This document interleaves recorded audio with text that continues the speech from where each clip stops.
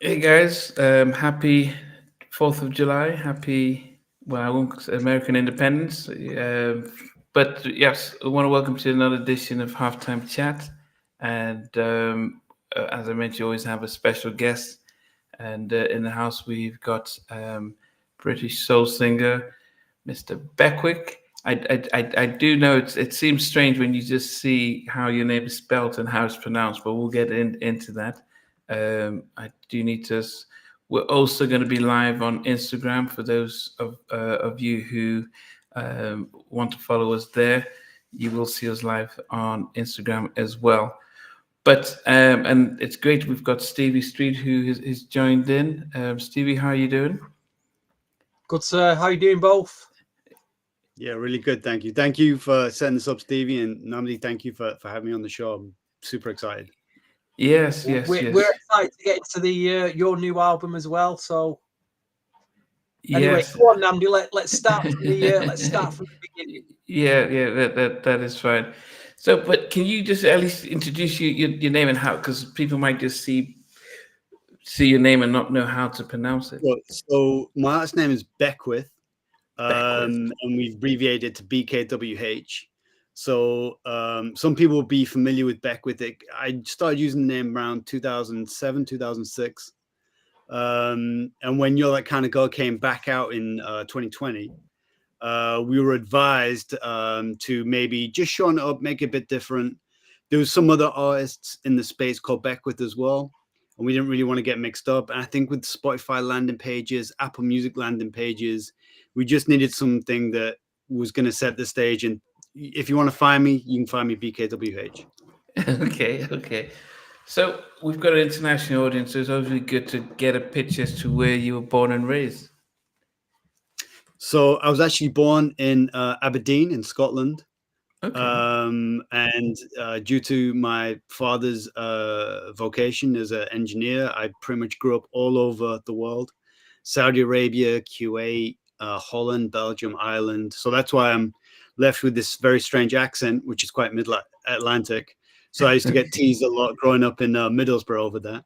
Because like, why is this strange voiced kid at our school? So that kind of accounts for my early childhood. O- Um, yeah. Okay. I mean, I guess traveling in on all these places. When did music become something that you picked up? So that was early. So, Stevie always brings up. So let me just. Stevie has cost me so much money on the show with Discogs because he always brings up these like really rare R&B gems that I have to check on Discogs and buy. I think it cost me about £40 a month in purely just watching the show. There's one particular you got me was when Darren Lighty was on. So when I was growing up, I loved the Flex. I didn't know anything about them at all, apart from I knew Eric Williams was the lead singer. They were on House Mm. Party too. And then when you guys had him, he was a brilliant guest because he's such a hero of mine with like the work he did with Donald Jones. And then Stevie brought up the Marley Marl Volume 2 or like his second album. I didn't even know that existed. Wow. I was like, how did I not know that exists? Probably because So it didn't do too well and it got deleted very quickly. right. Because But the it just copy took I me back. got, yeah, it was a deleted copy. It was so cheap at the time, but and just got forgotten about. That's probably why, really. But as Yeah. as a fan of the show and being so grateful you kind of have me, I wanted to do like my impression of Stevie in a way. So so you asked me about how I got into music. So I have my very first ever 12-inch right here. Wow. So Okay. when I New was 3 edition. years old, yeah, Candy God, the very it's ruined like the cake because I've played it so much. Wow. But when I was about 3 or 4 years old, my parents raised me around music, but mostly around like rock music, pop music. But when I heard the New Edition music when I was, 3 or 4 years old, it blew my mind because you have like Ralph and he sounds so young. And then seeing the pictures of like young guys who I could kind of, they're not much older than I am. And I just became absolutely infatuated with them. So from my earliest memory, my whole family, my friends would say, I just wanted to be a member of New Edition and Ralph Tresvant at the same time. Um, so I think that as soon as I got that record. I got the bug. I mean, honestly, New Edition have played such a strong role in my life. Like choices I've made with university, things I've wanted to pursue. New Edition. Yeah, I'm a New Edition any diehard. I mean, I've practically pulled out all the early records that. So like you got Popcorn Love. Wow. You got Mr. Telephone Man. Like literally, these are my records I grew up playing on my parents' stereo. Because I know it's cool to say you like New Edition now. I know lots of people are like, oh, I saw the movie. I like it. Whereas someone like me, it was, you know, it was like oxygen for me. It was how I, you know, their sound was everything to me. And then obviously you got Bobby with King of Stage. And I remember another album I got was Half Crazy, the Chemistry album by Johnny Gill. Okay. Wow.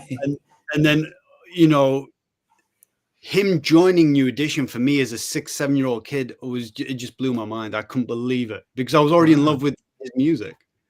My goodness. When you were listening to New Edition, where were you living? So that would have been in Middlesbrough. So, well, I lived in a place called Yarmouth Teesside. So you're talking 83 to 86, I would have been there. And then 86, pretty much 91, that's when I moved all over the world. And so my parents obviously would have cassette players. As I said, my parents are into music as well, just not the same type of music I am. So like my dad would have loved me to have been like a blues singer or a rock and roll singer. I think he wanted me to be like Mick Jagger or something, but he just couldn't figure out that I wanted to be like, you know, these guys wearing satin suits and, you know, with bow ties singing slow jams. So I would have cassettes. And I think that's when you're an only child like I am and you travel all around the world, music becomes like your friend in a way. So like any Heartbreak album, I mean, if you see the state of the cassette that I have that I used to play over and over again, I mean, it's ruined.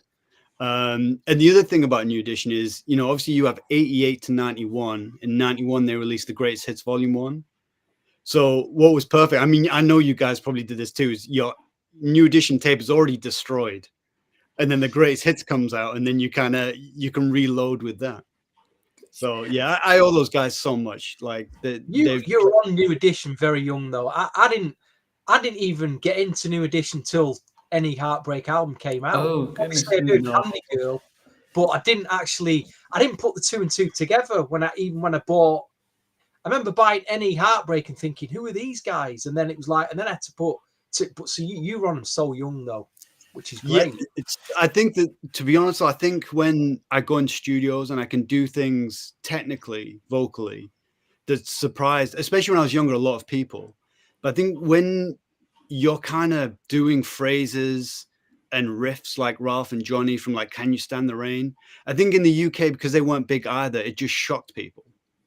Because another strong part of my story is the reason I became so good at 18, 19 is because I don't even remember. Well, I know you do. Milli Vanilli. Mm-hmm. So when Milli Vanilli kind of got exposed in the UK, because we had all the boy bands, none of those bands sang live, like your 911s, your Menagees, all those kind of groups. So what they would do when they would have under 15, under 16 nights at like the local nightclub is they would pull me out of school and my mom would take me to the nightclub and I would sing an a cappella version of, say, Shy's If I Ever Fall in Love. And the market traded standards guy would be like, yeah, they're all going to sing live tonight. This kid just sang I'm Happy. And they'd sign it off. Will you get paid for that? Yeah, I owe Milli Vanilli. So like, for example, PJ and Duncan's first ever show, they sung a song called Tonight I'm Free. Now, obviously they didn't perform live. They mimed. But they needed somebody at that time who could, you know, perform live. So they'd go, okay, then everybody else must be singing live. Wow. Well, you getting paid for all this stuff? I'm not sure if I got paid, but I got exposure.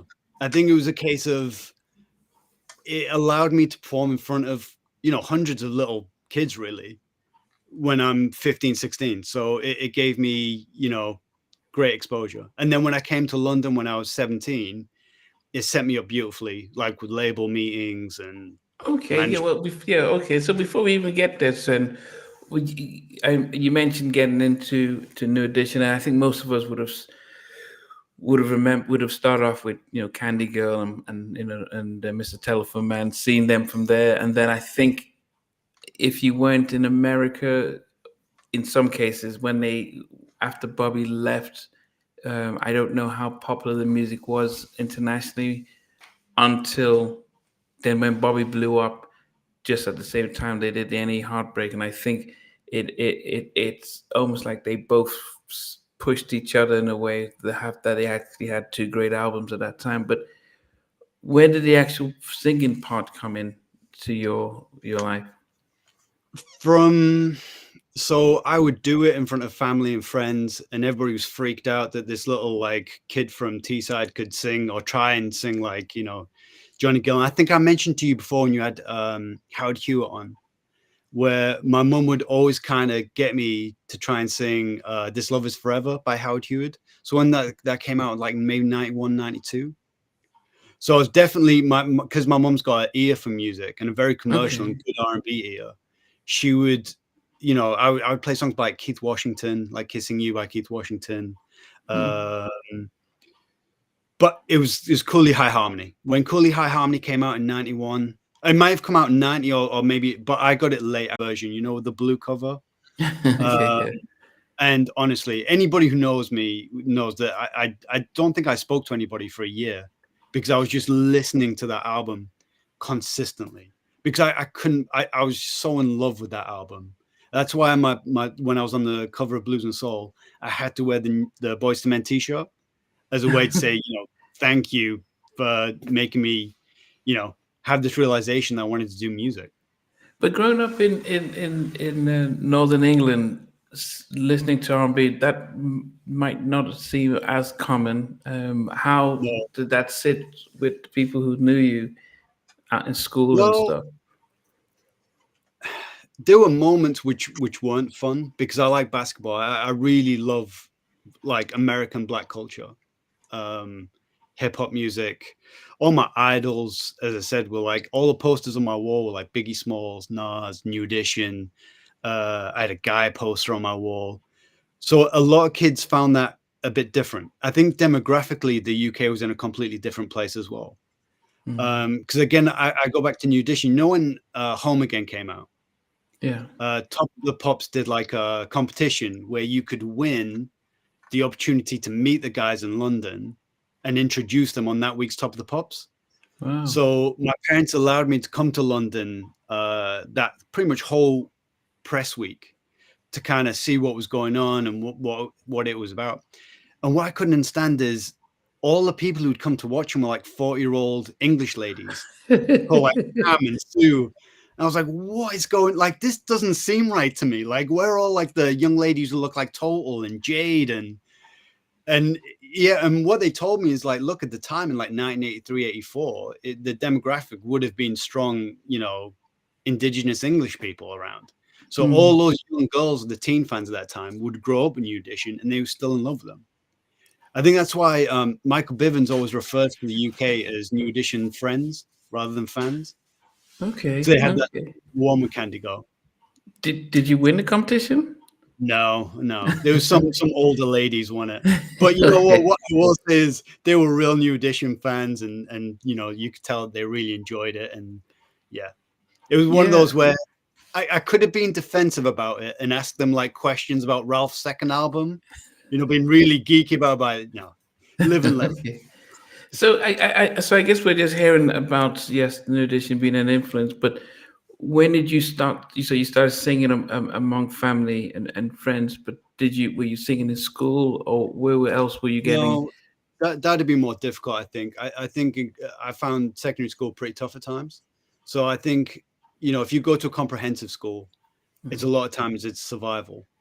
So I think that anything where you kind of raise your head up a little bit and you say, "Oh, I want to be an R&B singer," a lot of the kids I went to school with have no idea what that means, especially because they would have been into Britpop and all that kind of stuff. I think that R&B and hip hop in that part of the world was incredibly rare. Newcastle, maybe like some of the bigger cities, Yeah. it was more popular. I mean, I have this story that I always tell when I met Joe Thomas when I was, I'd have been like 13, 14 when he did the Everything album. Okay. My mom took me to Newcastle to meet him at HMV. And I got to sing with him. I mean, Joe at this time is so young. He's like 21, 22, the first album. But he was the first R&B singer that I'd ever met. So I'd met like boy band members like E17, 911, those guys. But I'd never met an R&B singer before. And Joe on his first album, he was singing phrases and riffs, which were incredible to me, especially on the I'm in Love. He's got that crazy one that leads into the bridge.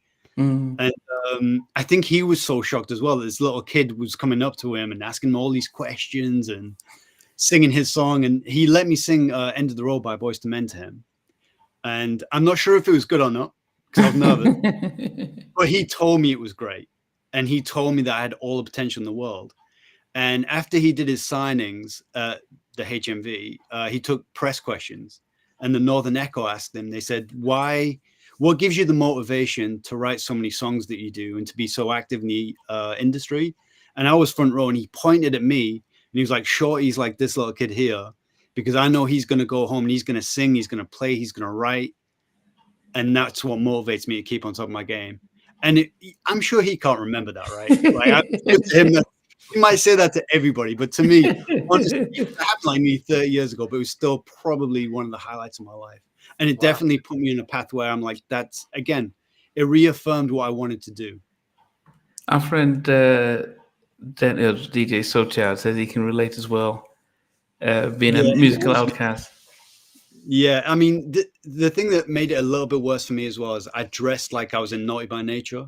So like my style guides growing up were like, there's a video the Boyz II Men did called, I can't remember what it's called, but they released a VHS tape. And I pretty much bought all the clothes that like Sean and Wanye were wearing in that video. And again, in the Northeast, that's not, why are you wearing double XL ice hockey tops? And why are you wearing your cap backwards? And why do you keep calling everything fat? It didn't really work in that environment. So I kind of knew that I knew what I wanted to be. So I think that's why I've been so successful in London, because I could come to London and be like my authentic self. And everybody's always accepted me. Oh, what were your parents say when they were seeing the son with what might have seemed like an identity crisis? They loved it. Oh. They loved it because I was original and an individual. So I think what they would have disliked is if I'd gone into the crowd and been a normal person. I think the fact that I'd kind of made a mark and wanted to be different. And it was positive as well. Like I did things like I read once that when I was 12 that Babyface didn't drink alcohol. So I was like, right, I'm not drinking alcohol because Babyface does not drink alcohol. So, because he, again, is such a massive influence to me. And I looked up to all these guys. So that plays a big role in your upbringing. When it came down to the actual stepping away from singing at home and going into the public sphere, what was the shift there? It's quite easy, to be honest with you, because where it was comfortable for me is doing these under 15s, under 16s nights. You're always first. So I've probably got 100 people, maybe 80 people, and I'm singing songs that I know backwards. I'm fairly good with pitch, so I could keep the song, fairly good standard. And it just becomes repetitive. So especially when like the American boy bands would come down, so you'd have like Backstreet Boys, NSYNC, O-Town, LFO, and I'd have to open for all these guys. But what I would say about the American boy bands is compared to the English ones were dreadful. Like honestly, just you have people called Boyzone. I mean, explain Boyzone to me. It just does. But when NSYNC and the Backstreet Boys came, you could see these guys knew about Boyz II Men. You could see they probably listened to Shy and Hi-Fi, and their harmonies were really good. So from a vocalist perspective, I had to step my game up to kind of match them. And it was nice. I mean, the O-Town guys like Eric Michael, Trevor, they're really good guys. And you can speak to them about New Edition, things like that. The NSYNC guys and the Backstreet Boys guys were really managed tight. So you couldn't really get access to them. And, it was quite ferocious the way that they were kind of managed, to be honest with you. I got to perform with Immature as well. That was a good show. That was in 96 on the We Got It They did a UK tour, and I got to be on a TV show. I think it's called 5, 4, 3, 2, 1. It was on live TV. So that was pretty cool. I got to meet But like how are you Marcus getting Houston. these opportunities to meet and sing? I mean, did you have a manager this year? No, it was just through performing live and getting agents. Agents would see you and they'd say, "Look, we've got these guys coming in." I was probably cheap. I probably didn't cost a lot of money. I didn't have a lot of baggage because at the time I'm performing to a CD, so my costs aren't huge. I guess I was quite marketable as well when I was younger. Don't want to say I'm not marketable now. Number one album right now, but back then I think it was a lot easier to kind of get in those spaces, and there wasn't a lot of people doing it back then. Not a lot of people either could do music back then, like in an R&B kind of way, or there wasn't enough kids doing it. But then, when did you think you actually wanted to career in this? Oh, I knew early. I knew from about 13, 14 that I was gonna. What I found difficult growing up again in the Northeast and spending my teenage years is what people envisioned for you to do to become popular in music. So my idea was, as soon as I'm 16, 17, I'm coming straight to London. I'm going to perform wherever I can. I'm going to, meet all the DJs. Trevor Nelson's going to play me. Ronnie Hill's going to play me. I'm going to self-produce. I'm going to write. Because at this time, I've always written and produced. So like I did music at university. So I've always been I'm not saying I'm good. I'm not like tank good self-contained, but I can work. So that was but what I kept on getting, the advice I would always get was join a boy band or go to Blackpool.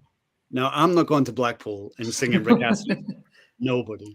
That, no disrespect to Rick, obviously he's incredibly sick, but that's not, if you listen to my album, that's not exactly the sound that I'm going for. So it was a case of trying to get as much exposure as I could. I think that's why I really don't like performing live as much now, unless it's performing with an artist that I really love. Like Horace Brown, opening for him was like a huge honor for me. So Sugar Ray made that happen. Shout out to Tony, such a good guy.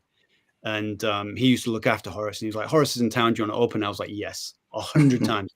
Like he's one of his album, both his albums, the album on Uptown and the other. I'm in.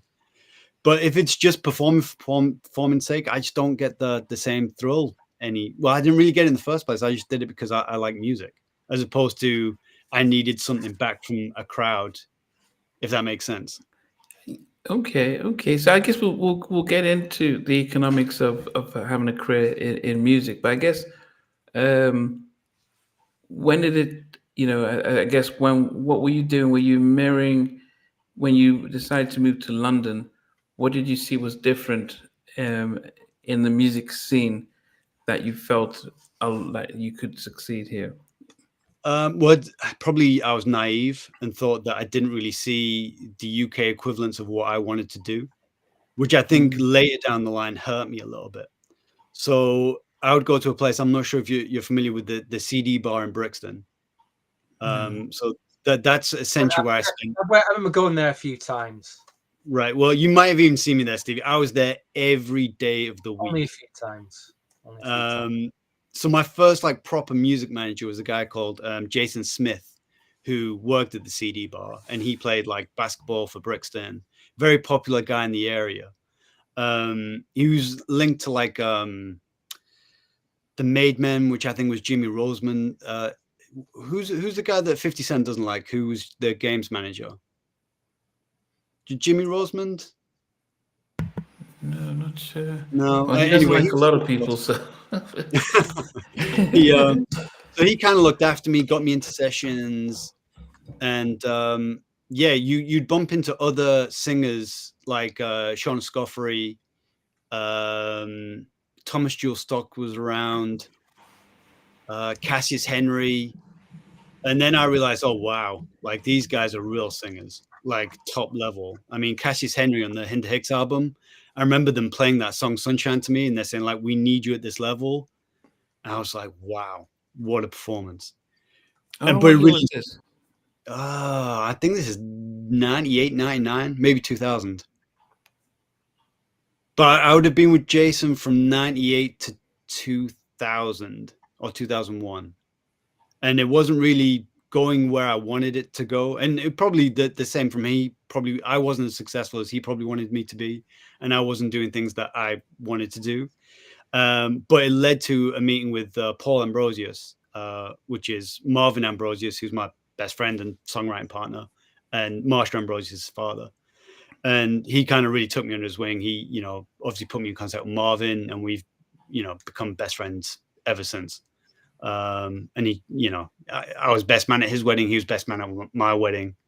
When the industry kicked me out, Cookie Ambrosius, Marvin's mom, kind of took me in, and Berta Williams, his auntie. So this Ambrose is not Flow Tree we're talking about. Yeah, Flow Tree. Okay, so Paul Ambrosius, Marsha's dad, is the guy who really found me and gave me my break. So had Marsha already come out with Flow Tree by the time he found you? No, she was about to blow up. So the album hadn't come out yet. It was on like the precipice of coming out. Okay. And then Paul when he found you, did he introduce you to Marsha back in those days? No. So Marsha was already in Philly.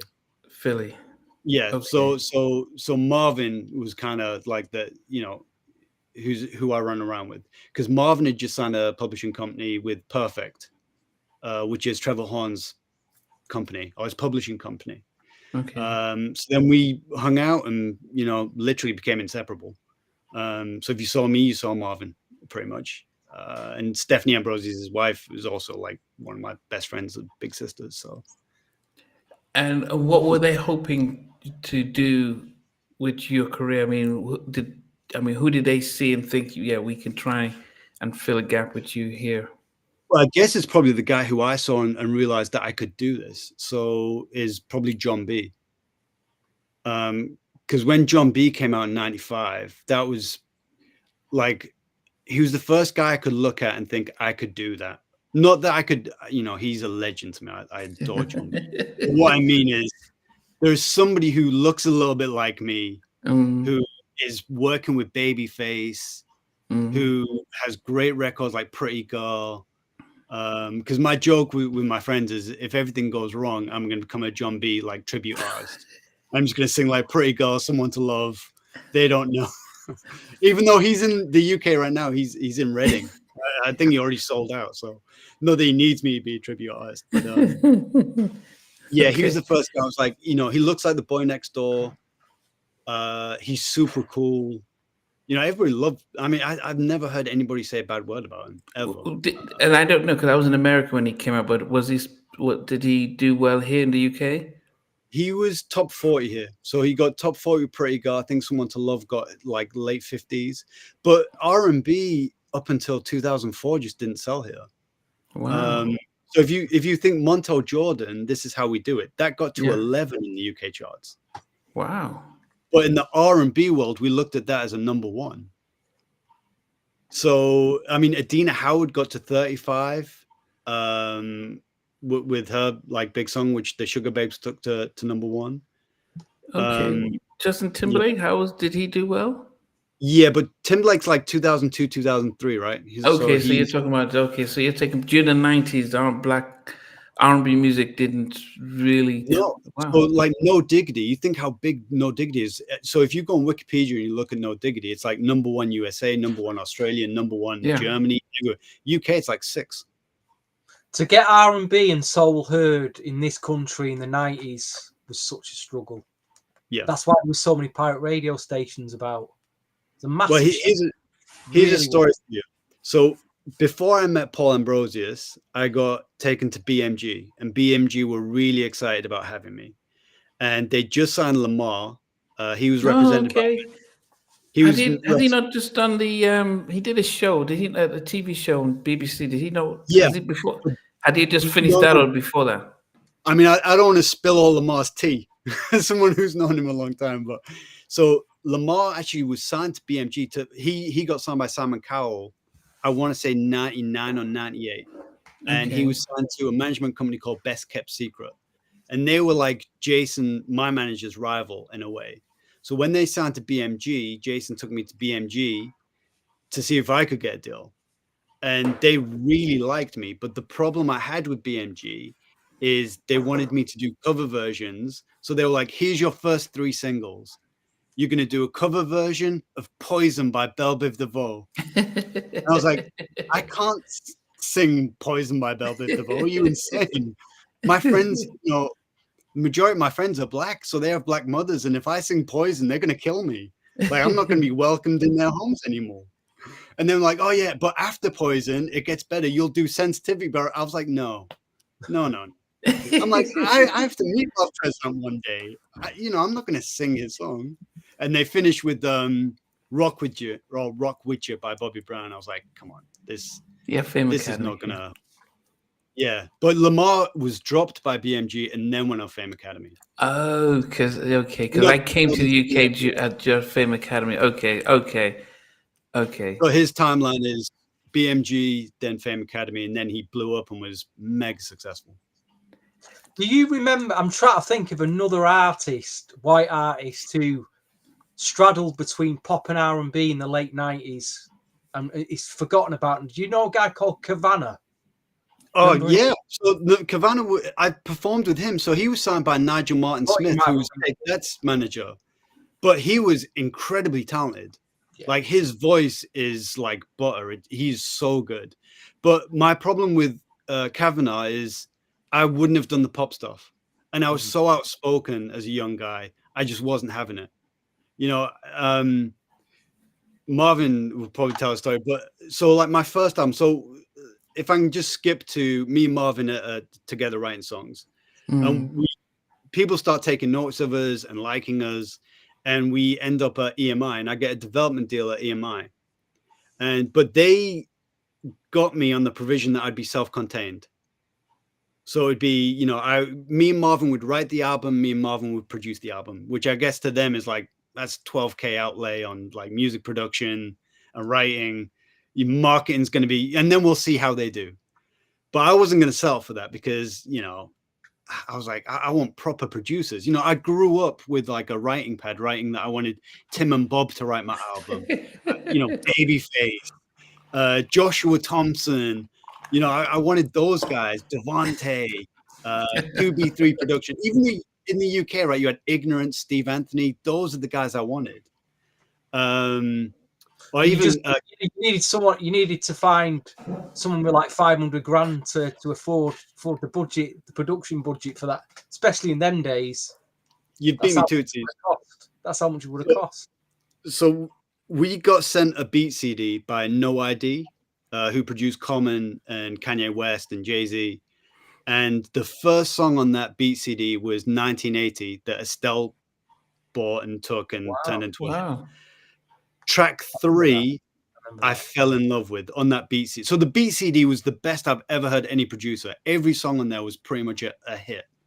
So then you had all artists like Estelle, myself, trying to bid to buy these beats from No ID. And track 3 on the CD, I fell in love with. And me and Marvin wrote a song to it within, half an hour. I went to EMI. I put it on George, who's my A&R man's desk. And I was like, this is the song. We have to have this. You have to get me this beat. And it was like, I think, I don't want to, it was probably about 25, 30K for the beat. And they were like, there is no way we're going to pay that amount of your budget on this song. And then a week later, I went back and was like, look, can you negotiate? And they said 50 Cent's already bought it. Wow. And that beat turned into Smile by G Unit. Wow. So that beat was originally mine and Marvin's. Like we were the first people to write to it. We were the first people to hear it. But unfortunately, 50 Cent's the biggest star in the world. G Unit, the biggest group in the world. We just had no chance. Wow. And then we got... Go ahead. I was going to say the same album. So that happened. So I'm heartbroken. We've lost that beat. Then we sent a beat CD by Darren Jones from 112. And Darren Jones at that time was a hot producer because of all the work he'd done with 112. Sorry. So we went through that beat CD. And I think it was track 6 on that beat CD. Marvin was like, Jay, this is your song. We've got to do this song. And we wrote this beautiful ballad. we submitted it to EMI. They were like, well, Darren Jones probably wants 15, 20K for the beat. We're not going to. And it turned out to be Storm for Jamie Foxx. Wow. So my first album, EMI should have had Storm by Jamie Foxx on it and Smile by G Unit. But budget wise, we couldn't make it work. I'm just trying to understand, because producers themselves were making that amount to go into the studio. So you're just saying you're just buying a track for that amount. That just seems quite high compared to what a producer would say. Yep, let's bring you in the studio. We'll get paid 20 grand to produce that track. I mean, I'm talking producers. So all you just laid your vocals. Yeah, exactly. So back in those days, I mean, they still do now. I've just been sent a zip file of 50 songs from a new producer who wants me to go through it. So essentially what producers would do is send you 20, 30 beats on a CD. You would write to it, and then they would have, the choice whether to use it or not. Oh, the producer will still say, no, we don't want you to use the track? No, I think copyright-wise, we probably couldn't get away with it, to be honest with you. And I think Marvin would be the only person who remembered the lyrics. I'm rubbish with that stuff. I can't even remember what we wrote. I just know that the Smile one, we called that one I Don't Give a, and we had like a scratch come in for the swear word. Okay. But and the Darren Jones one. What year did you go to London? This is what we need to find out here, Namni, because I need to know what year you went to London and how come it is only till now that we're hearing music from you. Because I'm trying to think, why have I not heard music from you in the 90s or 2000? Have I missed something here? No, so I came to London in 98. So I came to university. I went to Buckinghamshire University. And I probably didn't record really or have anything out until 2001. Okay. And I had a EP out called so my recording name back then was John Paul. So it wasn't Beckwith. So it was my actual legal name, JON-Paul. So I had an EP. It was called the Rain EP. It had a song called Bad Girls track 1, Rain track 2, and a song called Candy Rock track 3. And what I would do back then is, because obviously I'm managed by Bigger now. Back in the day, 2000, 2001, I would go to his record shop, and I would hang out with like his parents. His mom and dad were the sweetest, kindest, nicest people. And they would like look after me while he was in meetings with like Sony or whoever. And he would come and he would listen. And, I remember he told me that when that Rain CD, we got him pressed up the promos, he said they were one of the quickest CDs to leave the Blues and Soul office. They all pretty much were taken up immediately. Wow. I don't remember it, I'll be honest. I don't remember seeing it. No, so you guys have Shocker on next, right? Yes. I have him next week, yeah. So Shocker's linked with a DJ called DJ Memsy. And DJ Memsy used to be on a station called Extreme FM. And he's the guy who really blew me up in the early days. So if you were in North London, you definitely would have heard like Rain, Candy Rock. They were everywhere. Okay. But maybe I don't know if copies got up to the Northwest. Maybe I don't know if they did, or was anybody from the Northwest playing any tracks? I don't know. I was purely based in London. Yeah. I didn't do any shows in the Northwest. I mean, you had to go to London really to get anywhere in the music industry in this country. I think you totally did the right thing going from Middlesbrough to London.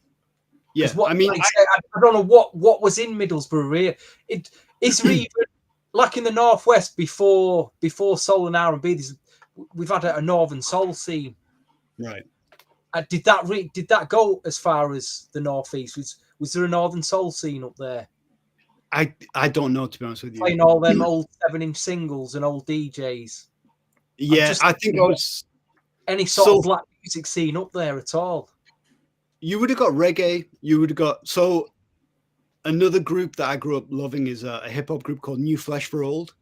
Okay. They were the first rap group from Middlesbrough. Okay. And they were the first group that I'd seen with like a cassette out, a vinyl, and they did really well. So they were again someone where I could say, okay, somebody from my area has been successful.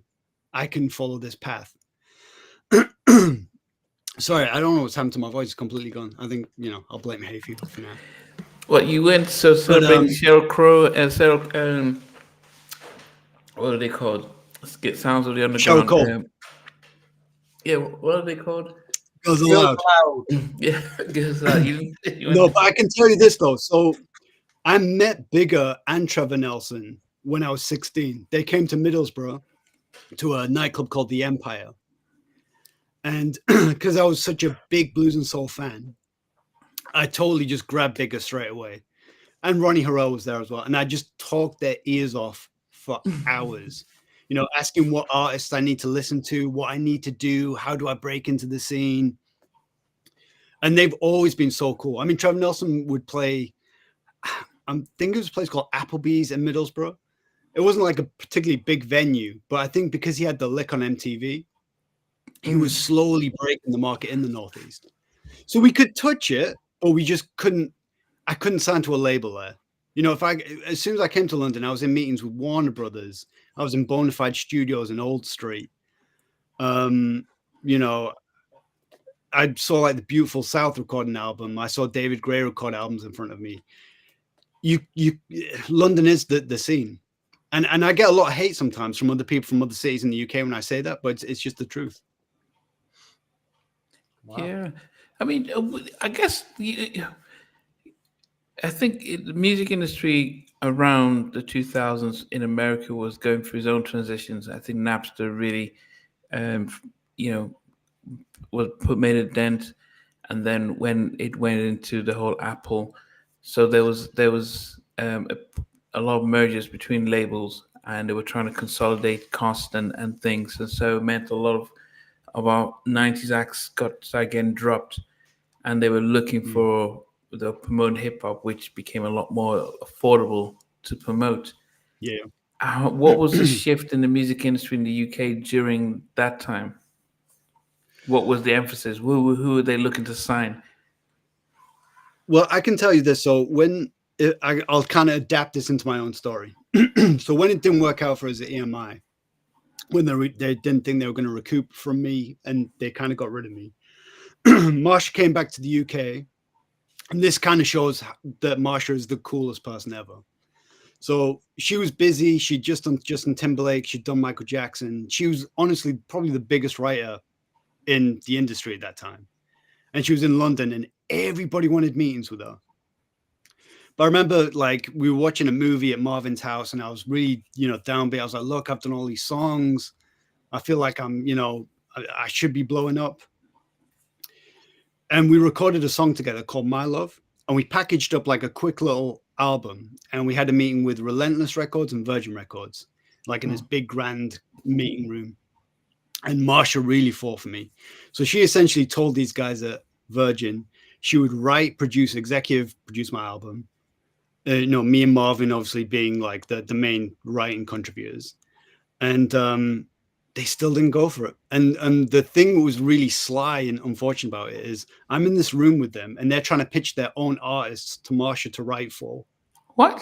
So like, yeah, we're not sure about this kid, but we've got this other artist that we think you'd write brilliantly for. And you know what? She picked me up. She picked Marvin. She was like, I'm not here for this. I'm not interested. If you're not signing this guy right now, who I really believe in, and we're walking out. And she took me, and we walked out. It was awesome. I would have To said, see wait, can we try? Maybe I could write for him. Yeah. So it was to see somebody be that loyal, who was that famous at the time, and still is. I mean, look at her. She's number one in America. She's huge. But to have the number one writer of that time back you and really fight your corner and not take any of the other stuff. But so I did meet one of those A&R guys a year after. And what he told me was the UK R&B album sales were about 5,000, 6,000 per album. And he was like, look, even if we gave you like 250,000, if you only sell 5,000 albums, we're out of a job. They're like, R&B just does not sell in the UK the way that we need it to. Plus, they told me other stuff like you can't keep quoting Malcolm X on like TV shows, and you can't. You have to be less militant in your attitude. And I was like, oh, okay, whatever. No, but I think but that's an important thing that you have to that I definitely um, understand and believe, and I respect the fact that they're saying it. It's always it's a business. Labels are not a charity. Now, yes, if they sign an Ed Sheeran, they can have the vanity projects that they can move around with that can win a Grammy or because it's of creative stuff. But I guess it's important that they can be seen to be successful, a top 20 or top 40 hit. And this is where I remember interviewing DJ Soulchild, and he stuck to I'm doing my hip hop and R&B. I'm not going to be the Switzerland's Backstreet Boys kind of thing, and that's sticking to your principles. While others would say, "This is a chance through the door." I'll sing the pop song, and then maybe I can get big enough to be able to do my own thing, like Pink. Pink did the R&B stuff, and then now I want to get now. I could the door's open for her to get into the rock. Was there any time you thought about what? Let me get in and change when I'm in. No, this is why when they say Pixar didn't happen. Well, Marvin, he can attest to all this. I wrote a song called "Make Love," and it was a really good song. I might release on my next album. And Sony were putting together like a boy band, and they'd got 4 members, but it wasn't working. They didn't really have a hit song, but they had an album ready, and they offered me a lot of money to join. Essentially, I wouldn't have sung on any of the songs. I'd have mimed and pretended like I'd sung on them a little bit, like Destiny's Child when they brought in like Michelle and Farah. They didn't sing in any of those songs on Writings on the Wall, but they pretended like they did, and they wanted me to kind of go along. I think I was represented by Grace Moncrief at that time, and what they offered me was play nice and play along and smile and be the boy next door with your quiff and all that stuff, and we'll give you the 3rd single. Like "Make Love" will be the 3rd single. It's pretty much 100% yours and Marvin's. You can do what you want with it, and we'll just back you. But I couldn't do it. I just was not interested. And I called Marvin. I apologized to him because I was like, "Look, you've probably lost money here as a writer." But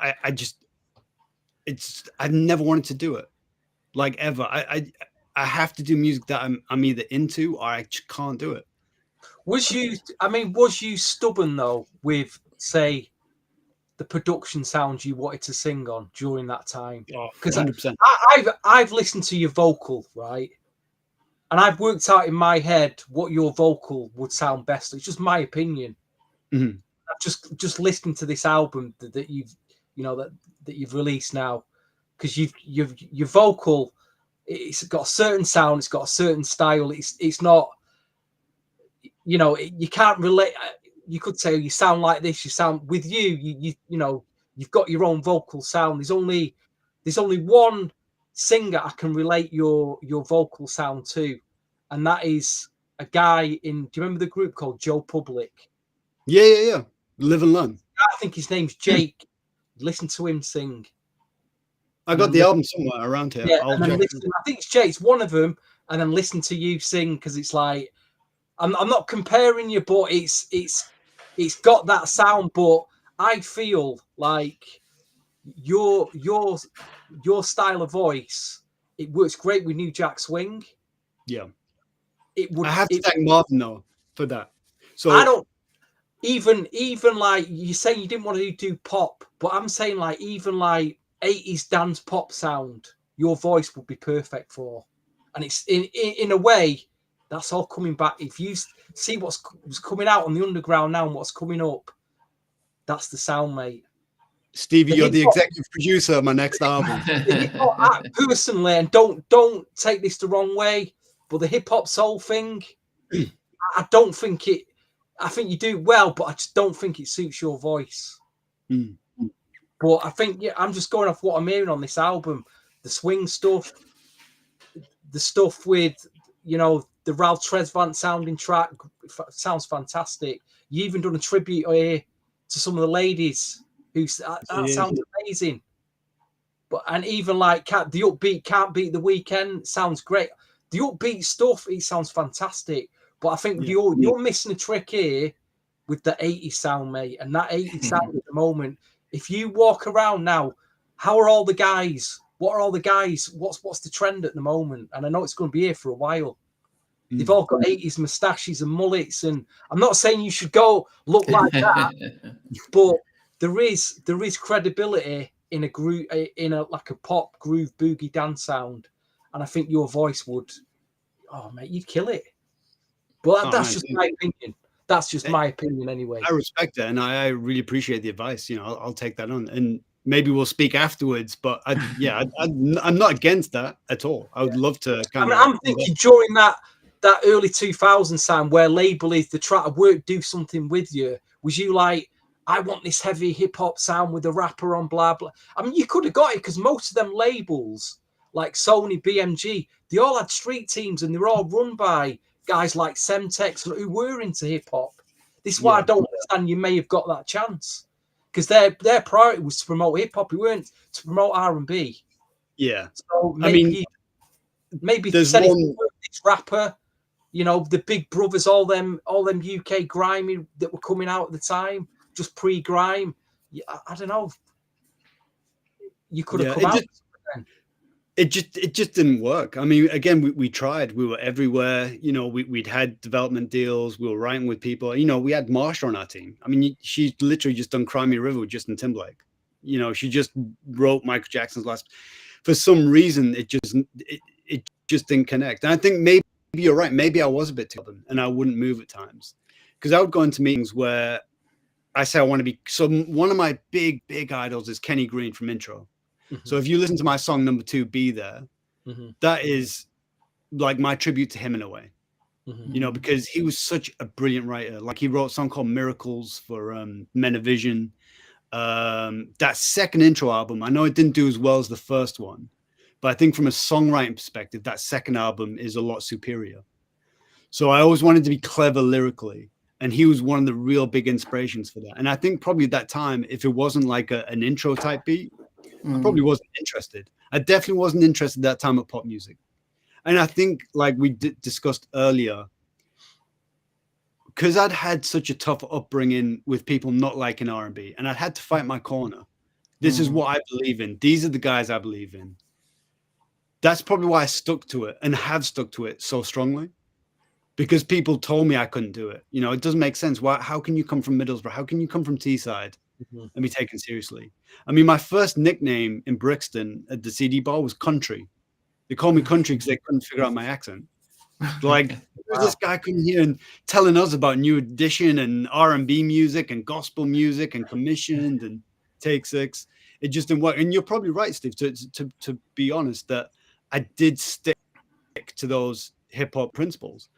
I mean, so you probably caught me the first time when I came back in 2008 with You're That Kind of Girl, the original mix. Yeah. Yeah. So Soul Child, because obviously Soul Child is, you know, so important to the industry. Like I really like the fact he's honest. He's so brilliant to work with and he knows music inside out.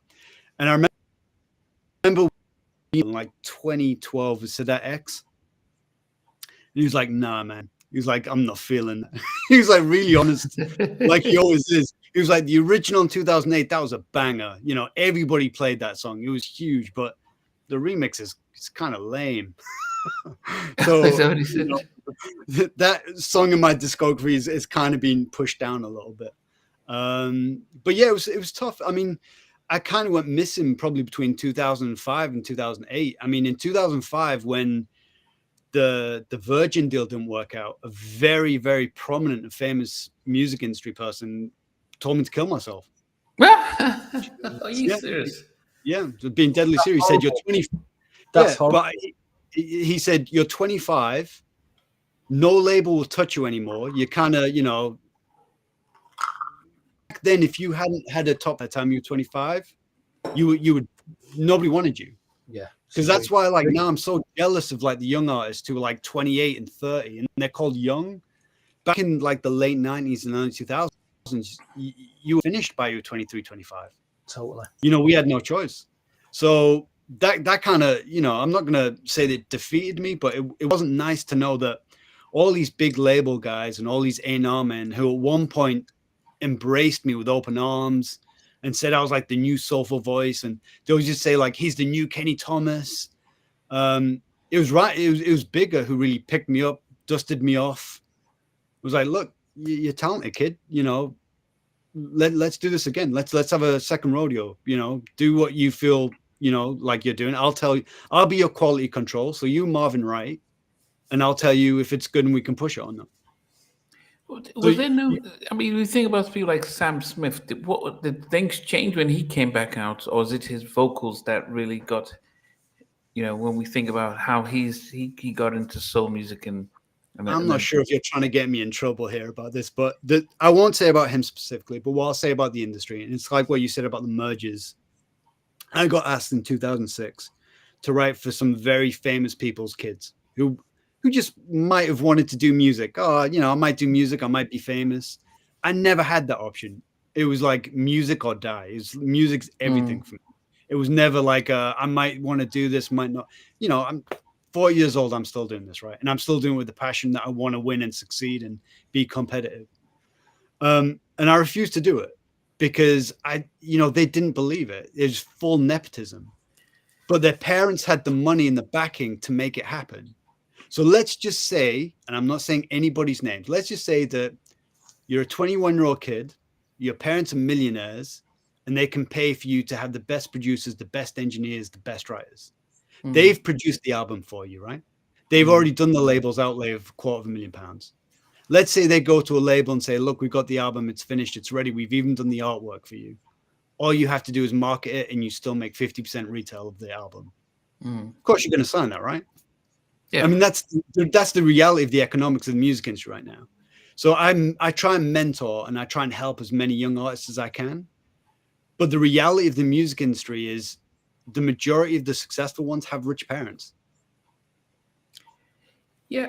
And I guess, you know, people playing devil's advocate. A lot in Afro beats as well. A lot in it, yeah. But people playing devil's advocate would say it is a business and you get your foot in the door. And once you're in the door, you've already got your brand name, like a Taylor Swift, went from country to now pop. Yep. But she had to get in the door. She's doing what she likes. Like so many artists who get in and they start to switch and do what they want because you're a star. And I do wonder when you know, as I said, Soul Child had the same thing about my sticking to the principles. But I guess for those of us who are not in the industry, who are not singers, we would find it hard to see like, okay, why not play the game to get in and then you can take over instead of that it's do or die this way, and especially when you have a small niche industry. I mean, because you must have caused some friction and people said, you know, this guy's not playing ball, why not help him, we need to just shut the door on him. I'm smiling because I lost one deal of the guest rappers that they wanted on the album at that time, or at a particular time, especially like say the early 2000s. I was adamant. I wanted KRS-One. I wanted Freddie Fox. And they were so kind of worried about like the street sounds I was bringing. They're like, no, that's not what we want. I mean, obviously, if you listen to my album, I've got a good mix. So I've kind of worked with the guys that I wanted to work with. So like Keith Murray, I've been a big like fan of his from 95. So like you had The Most Beautifulest Thing, and then there's that Blackstreet remix, the Carnegie Hall one with Scott, the Most Beautiful. I knew from that moment, I was like, that's the guy that I want. One day I will record a song with that guy. You know, the fact that he mentions my name and he sometimes shouts me, like, so huge to me. You know, and MC Brains. So when I was an 11-year-old, 12-year-old kid and Mike Bivins signed, you know, MC Brains, I had to work with him. You know, I didn't know when I reached out to him what he was doing, where he was in his life, if he's still recording, not recording. you know, and I love his verse on "You're That Kind of Girl." I think Yeah, he's no, so, no. So we'll get to the album. Don't worry. But I'm just trying to understand the when you're sticking to principles when you don't have anything out. okay. On I'll put it like, reflection, do you think it harmed your career, or do you yeah, think actually made you a better person just sticking to your principles? yeah, because I'm happy. Because Okay. I don't live with my parents and I don't live above my mother's hairdressing salon, you know, and live on benefits. And that's not a Mm, shout to anybody, you know, who lives on benefits or does that, but I've had to work outside the music industry to keep my dream and my vision alive. mm, And you know, that's just the cold hard reality of it. I've never had. So there's a play by Kenneth Lonergan called "This Is Our Youth," and the basis of the play is rich kids in New York who have a safety net, but I don't have a safety net. If mm, I lose my money and I lose everything, I go homeless.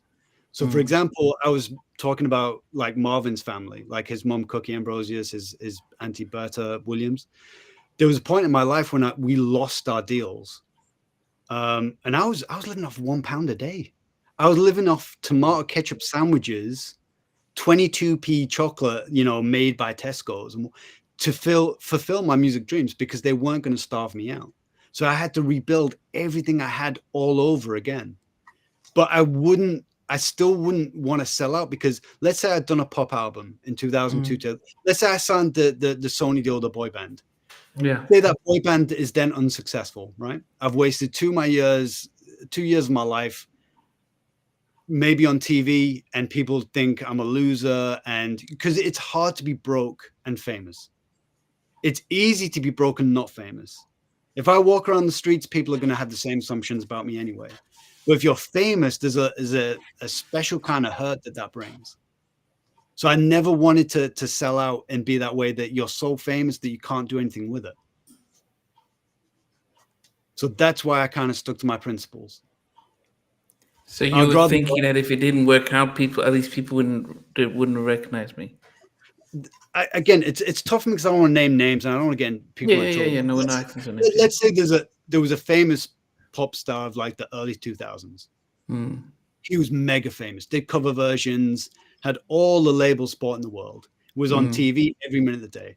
mm, 2 years after that, right? He can't walk down the street without builders throwing things at him and calling him all kinds of dirty words, and people going, "Oh, look at you! Look what you could have been." And he becomes agoraphobic. And he can't leave his house because anytime he leaves his house, people either call him a loser, and he's got no money, right? His money's all gone. It's, you know, because those guys at that time, they didn't make loads of money. mm, So, you know, I don't want that. I see so many boy band members from the 90s and 2000s who literally have nothing, mm, you know, whereas I'm at a part of my career because I didn't sell out, because I didn't give it mm, all away. I kept my integrity. I can do mm, shows like this. People still want to work with me in the industry. I can call Keith Murray up, who, in my opinion, is one of the greatest, and he takes me seriously because I mm, don't have the pop records. I didn't have blonde curly hair and dance like, you know. I've stuck true to who I am, and I've stuck true to the R&B world always, mm, because that's my community. Those are the guys who've always had my back. That's why I did mm. Soulful Women, because the people who looked after me most, Karen Wheeler, Beverly Knight, Jane Eugene, those are the women that to me. But they're not going to talk to me if I've sold out and I'm selling, you know, I'm singing booty music, or, you know, what's the integrity in that? Mm. So I've always put principles on my name. I carry my dad's surname. So I carry that's like a realistic thing for me. And I'm not going to embarrass his name, and I'm not going to embarrass myself. Not for what, £100,000 for my whole life? No way. Mm. So that's why I've always kept my integrity, and will to this day. So when you see that the was when did they become a shift or in R&B in the UK where it became viable that actually I might start seeing hope in actually breaking through? Was there any artist that shifted things here in the UK? I don't think there was. I mean, Lamar obviously successful. Craig David was huge. I'm so proud of like Craig David's early work. Was that not? garage? Was that different than R&B? Was that considered soul music or what?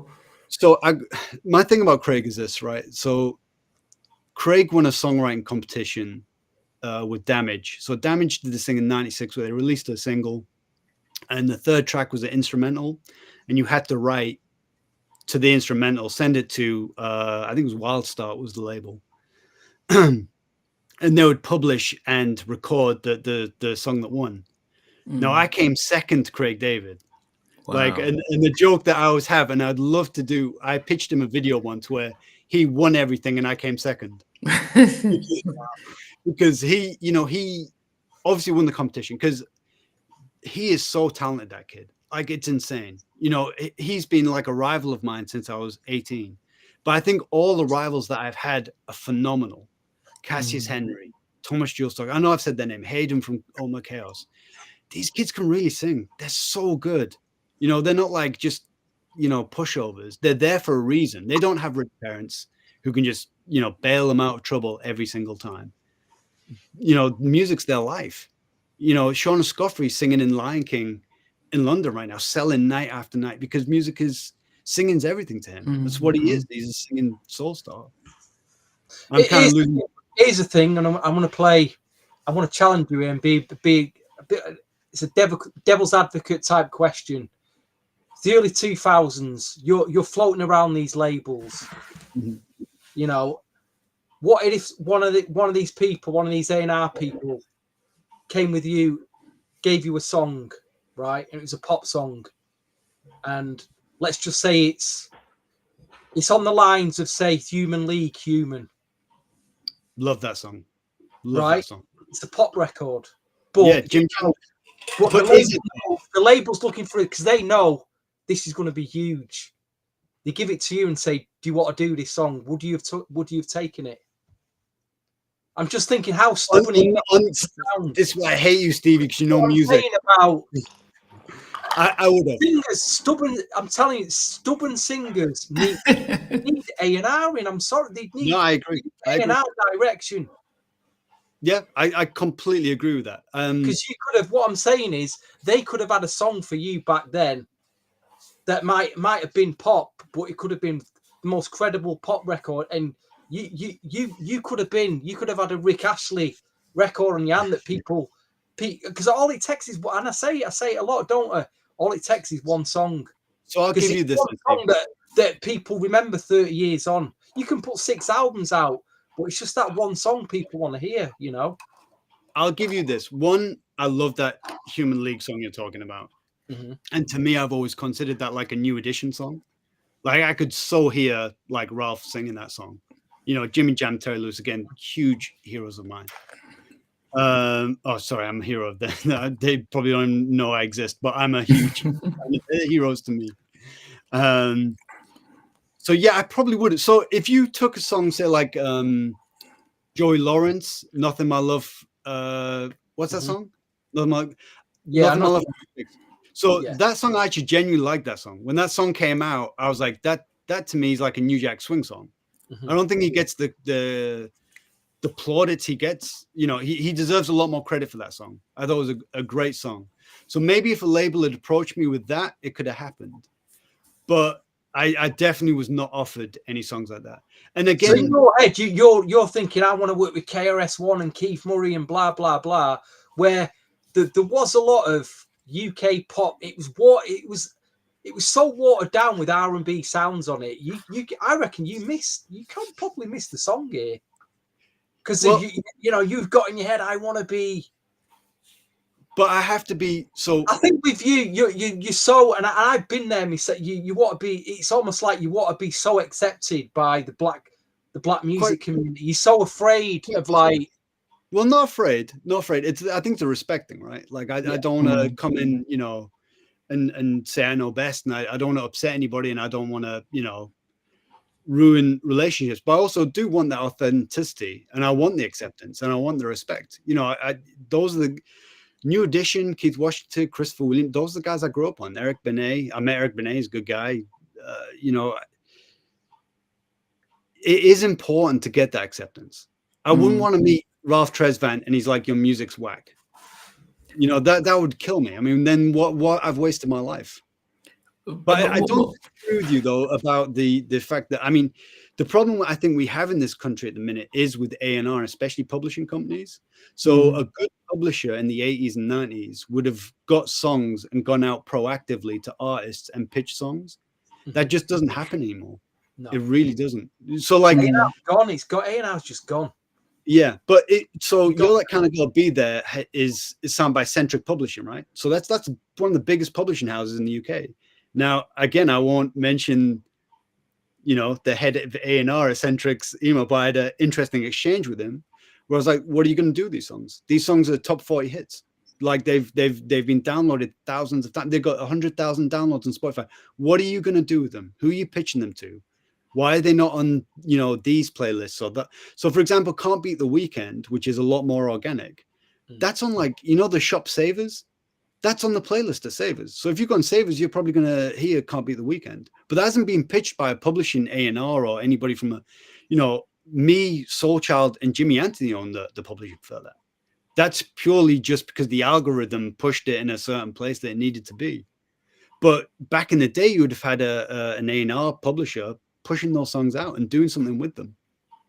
Yeah, I remember hearing Simon Cowell's interview recently, and he mentioned that was what he had to do, but country music. So he had to get artists to cover those songs, and that's how he got his career at EMI. But I guess what's BMG? Can I just? I'll give Simon. This was before he did. This is when he first started. This is back when he was like 18 or 19. See, the thing about Sam Cowell is when you meet him or when you meet him as a prospective artist, he always talks about John Montgomery, who's a country artist. And he's the guy who wrote I Swear for All for One. Okay. And he wrote pretty much all those R&B kind of crossover hits. They were all country songs, but they were reimagined in R&B form. So Simon Cowell loved John Montgomery. I remember like just sitting in his office and he was talking about it for like 20 minutes. About is there any songs in his catalog you think we could? And obviously, like Stevie's pointed out, you know, I'm quite stubborn, so I was like, I don't think this is good. I'm like, you know, could we not get like Babyface on this? Mark Nelson? Can I get Mark Nelson to write this? Because I mean, Mark Nelson got me in trouble too because, you know, when his album Chocolate Mood came out, my like management at the time were so adamant I had to write a concept album like that. Because if you play that song from the first song all the way to the end, it just molds into this beautiful piece of music that all kind of, it's a little bit like the Troop album Mayday. It just works and it's like a story. It's like you're listening to a movie. And I was like, I don't think I really write like that. I think I like write really good, like 3-4 minute songs that you can all just meld together. But I'm not sure if I want to write you know, because obviously Mark Nelson would have been like 30 when, you know, like a real mature songwriter. Whereas if I'm 21, 22, I'm just trying to write girls about, you know, songs about girls. Not like thinking about these big, deep concepts. But sorry, but I did lose a tangent. I want to come back on this. So I think it's an important point where we're talking about safety nets and where you're saying about artists have that one song and they can do it again. The difference between a working class artist and a wealthy nepotism artist is once that kid who's a working class kid loses his shot, loses that single, loses that second single, he's got nowhere to go. He's working in Greg's, you know, and then he's got to work in Greg's overtime to pay for studio time, mixing time, everything else. The opportunity is gone. But if you're a rich kid, you get every opportunity in the world. Oh, it didn't work with that label. It's fine. My parents have another 25,000 they could put into another single. That didn't work. Oh, they'll give me another 35,000.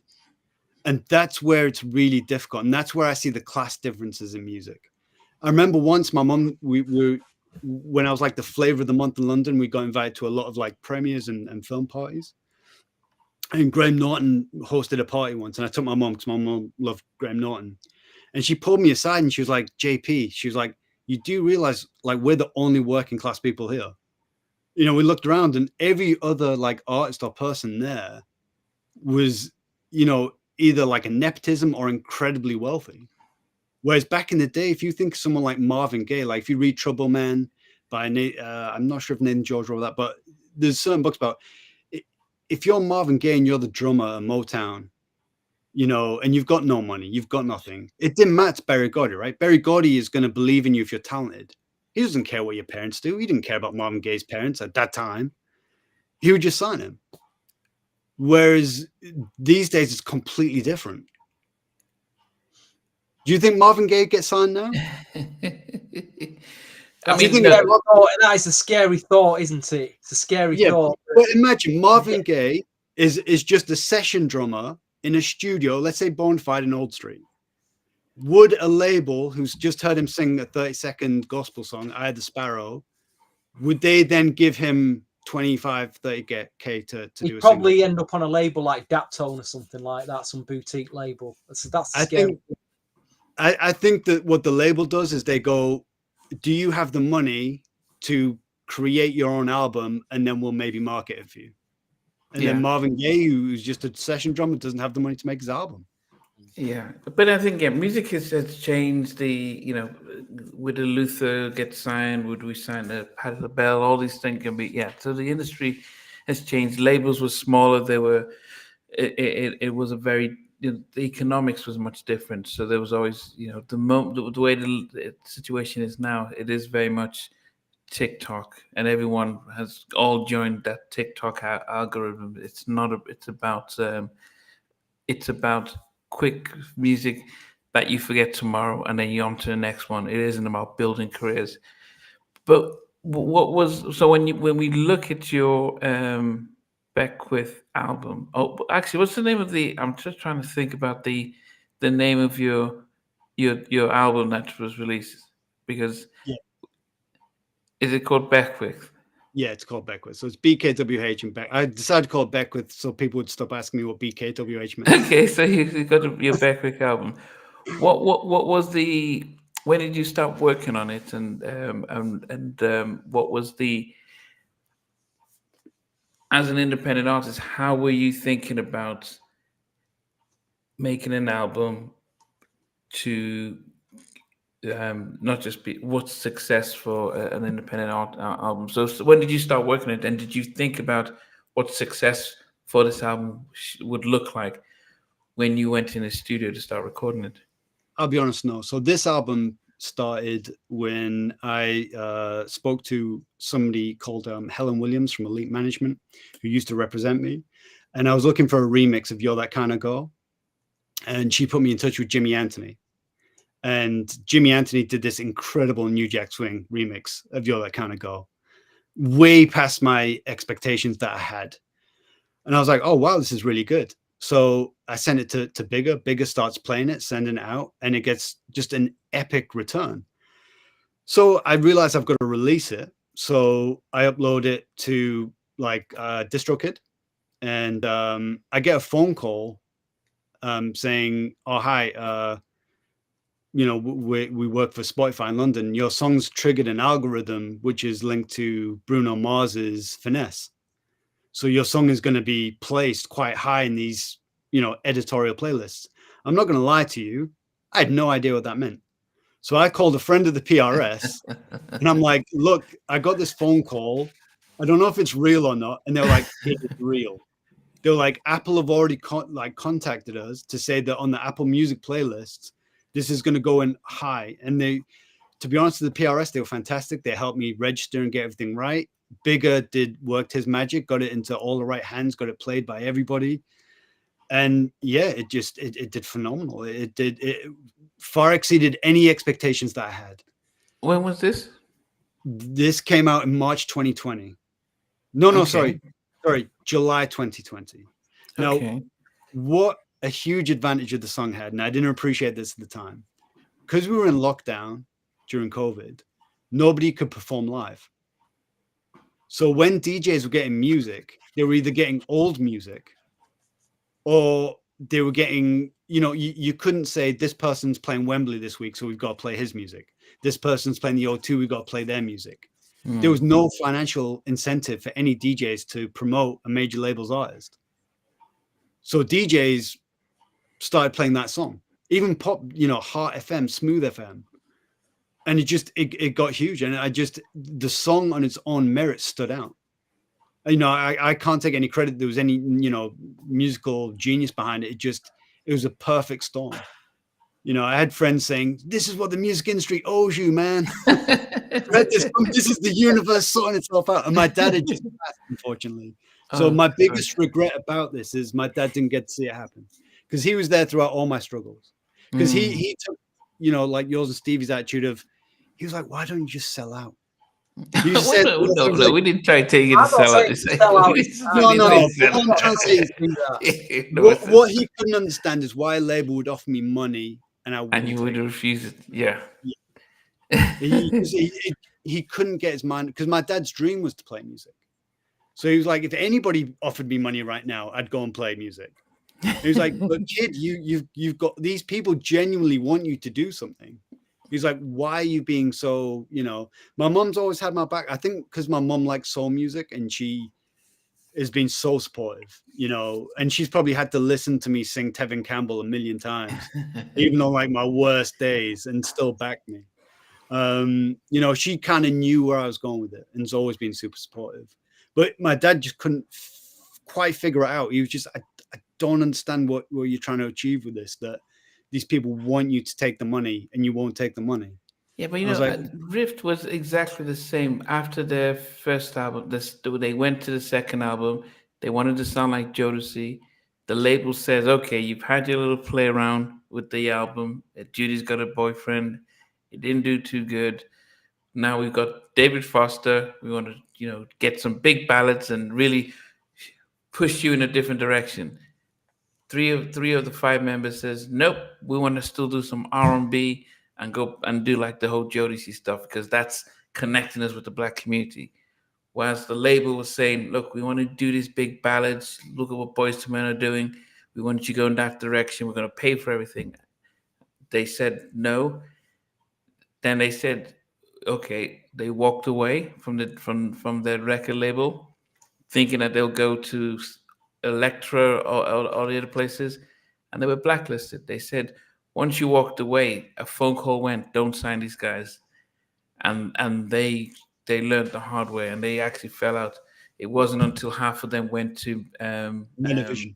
Men of Vision and stuff like that. So I guess for but so when you mention about staying true to like who you are and stuff, these guys had that example of, no, we want this is the R&B stuff, and then you have some of us who come from who understand the economics of, man, it's Yeah. about money, it's about reach. I know Boyz II Men didn't like the fact that they were labeled like the pop version of Jodeci, but they were selling more records and they were doing more things, winning the Grammys.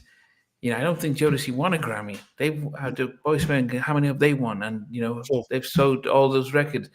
So of course they were upset about that, but it opens doors and they're reaping it from there. So, but it's important that you are, uh, what the decisions you're making, and you can live with them no matter what. Yeah. And that's the important part. Doesn't matter what everyone else says. Yeah. I can look at myself in the mirror, and the thing that I really like is I can play my album and I'm proud of it. Mm. Every song on that album, I back 100%. And I love every song on that album. Every one of those songs means something to me. I'm just not an album where 5 or 6 of the songs are just there for politics or whatever reasons. I chose those songs. I put my own money into those songs. I'll probably lose money on those songs, but Yeah, that's what I was going to say. That because when you did your, my kind of good. What was the idea? Was it just to release it and see what happens? Did you have a plan for it? nope, not at all. And I couldn't do anything anyway, right? So that's another joke I have with my friends is, trust me to have a top 40 hit, number 29 in the charts, and I can't support it. I can't go on tour. I'm literally just stuck in my house in Enfield. I can't do So anything. it was an official UK top 40 Yep. chart. Yeah. 29. And then Be There, which came out in January, hit 39. And it had a very similar, I think Be There was lucky that it just followed in the contrails of You're That Kind of Girl. I mean, don't get me wrong, I don't call it lucky because I'm super proud of the record. I think Jimmy Anthony produced, an incredible song. He kind of got exactly what I was looking for, which is like an intro R&B street kind of Chucky Thompson, Eddie F kind of production. That's what I was going for, and he got that beautifully. So how did you get to? I mean, I say one of my favorite hip hop artists is Keith Murray. The fact that you can just get called, you use your regular name as your rap name, and he has a very distinct, unique sound style of rapping that's almost like he's talking Yeah, yeah. in a way. So how did you connect with Keith Murray and get him on your So, record? so most of the features on my album were A&R'd by my friend Dr. G. So he's like a UK hip hop producer, and he deals with a hell of a lot of rappers. So he got like Big Noid, Ghost, um, who else? Cool G Rap. You know, Could you obviously have he's MC Brains? Yeah. produced with him. So that was all down to Dr. G's. With MC Brains and Keith Murray, I reached out organically. I just hit Keith Murray up on Instagram. I was like, "Yo, Keith, big fan. Can I get a feature from you?" I sent him like a snippet of the song. I think he's on Instagram somewhere saying he liked the song. So we reached out, and what a cool guy. I mean, he's out there, but out there, and in my experience, is a great. He's hilarious, and he can talk forever. And I don't think he understands that there is big charges between UK and American phone calls. And you're So like, I gotta pick my kid up from school. I gotta. He's, I'm not impressed with you, man. I'm gonna keep talking. And you're like, all right, that's cool, but did you guys ever get to meet? not me. But we spot. I checked in with them a couple of months ago to make sure everything's cool. And Okay. he came back, and he was Keith Murray. He's a very unique individual, but he is everything I hoped he would be. Because the reason he made so much heat in London in '96 is he has no fear of anything. He got in trouble like when he came here on his first tour. He was on Hip Hop Connection. He was in Tottenham. He did a show, and then afterwards, some guys tried to test him, and he showed them that Keith Murray isn't anybody to mess with on a good day. No, I've always been, the Enigma album. He's just a huge idol. And MC Brains, as I said, I reached out to him because I was like, I have like a wish list of rappers. Father MC's on there, Akil Davidson. Those are the guys that I grew up. Even Tony Scott, who's the rapper who's on Under Pressure, the remix of Boyz II Men. I would have loved to have, had him on this album. Because I have like a list of. I've got like the more popular, like Ron DeVoe raps on So Gentle, like Johnny Gill's, I'm guessing fifth album, but like third on Motown. Yeah. I was so jealous. I was like, I just wish you'd rap on one of my records. I just wish I could get Michael Bivins and Ronnie DeVoe to rap on one of my, songs. But then I have like, people like Mos Def I would love to work with, and Common and those kind of guys, KRS-One, Chuck D.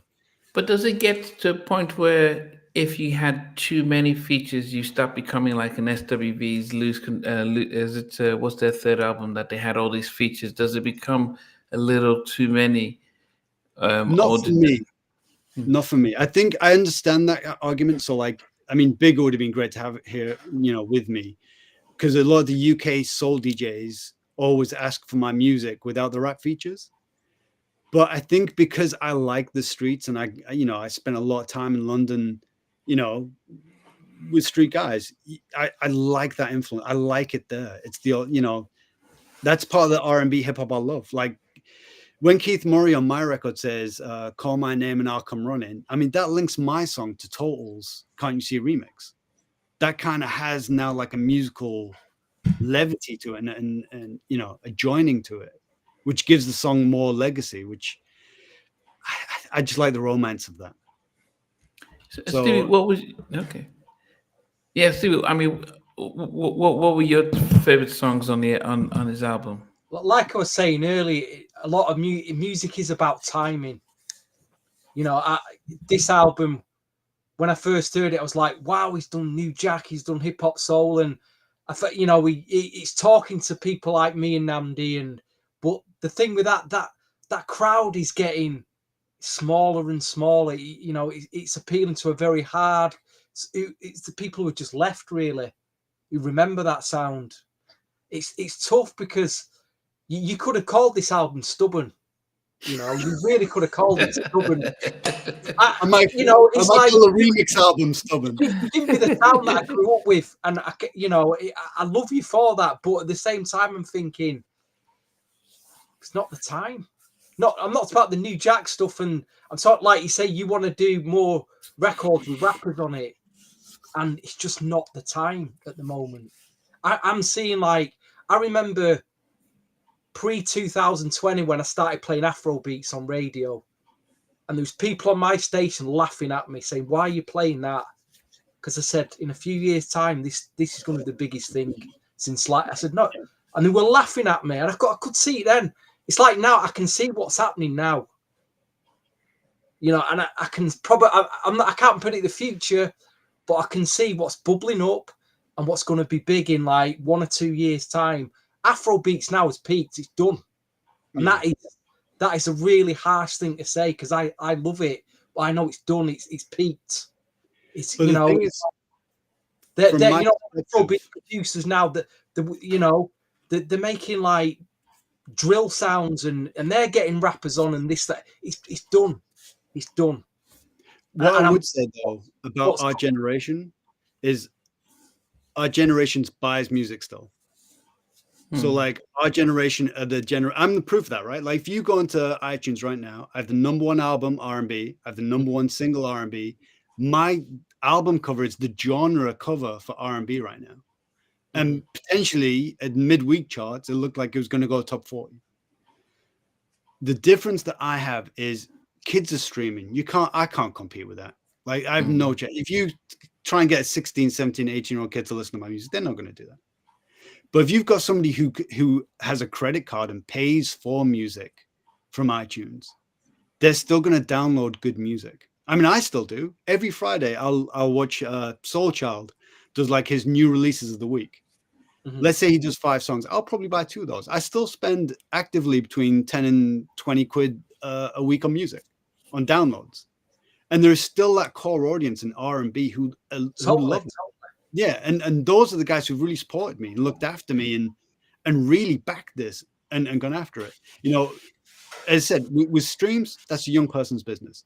I would love to get behind the mechanics of a streaming system to see what really is happening. So if you look at Beyonce, for example, when Jay-Z bought Tidal, he didn't buy that to necessarily make money from Tidal itself. What he did is he was buying the information of what people were listening to. So he knew that country music buyers are the late adapters to streaming music. So people who listen to country music have not streamed music or had a streaming service until say 2023. When they did adapt to streaming, they started streaming country music.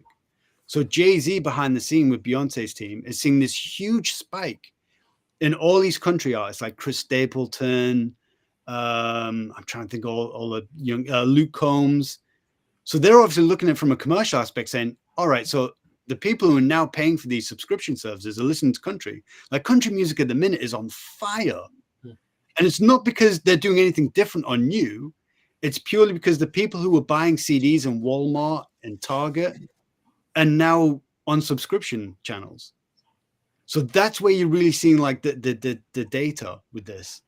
I mean, I don't have access to it. As you know, we said, my stubborn remix album, I might take on some of your ideas and we'll adapt it and see if I can get some that, you know, because I'm definitely interested in what you said, like 100%.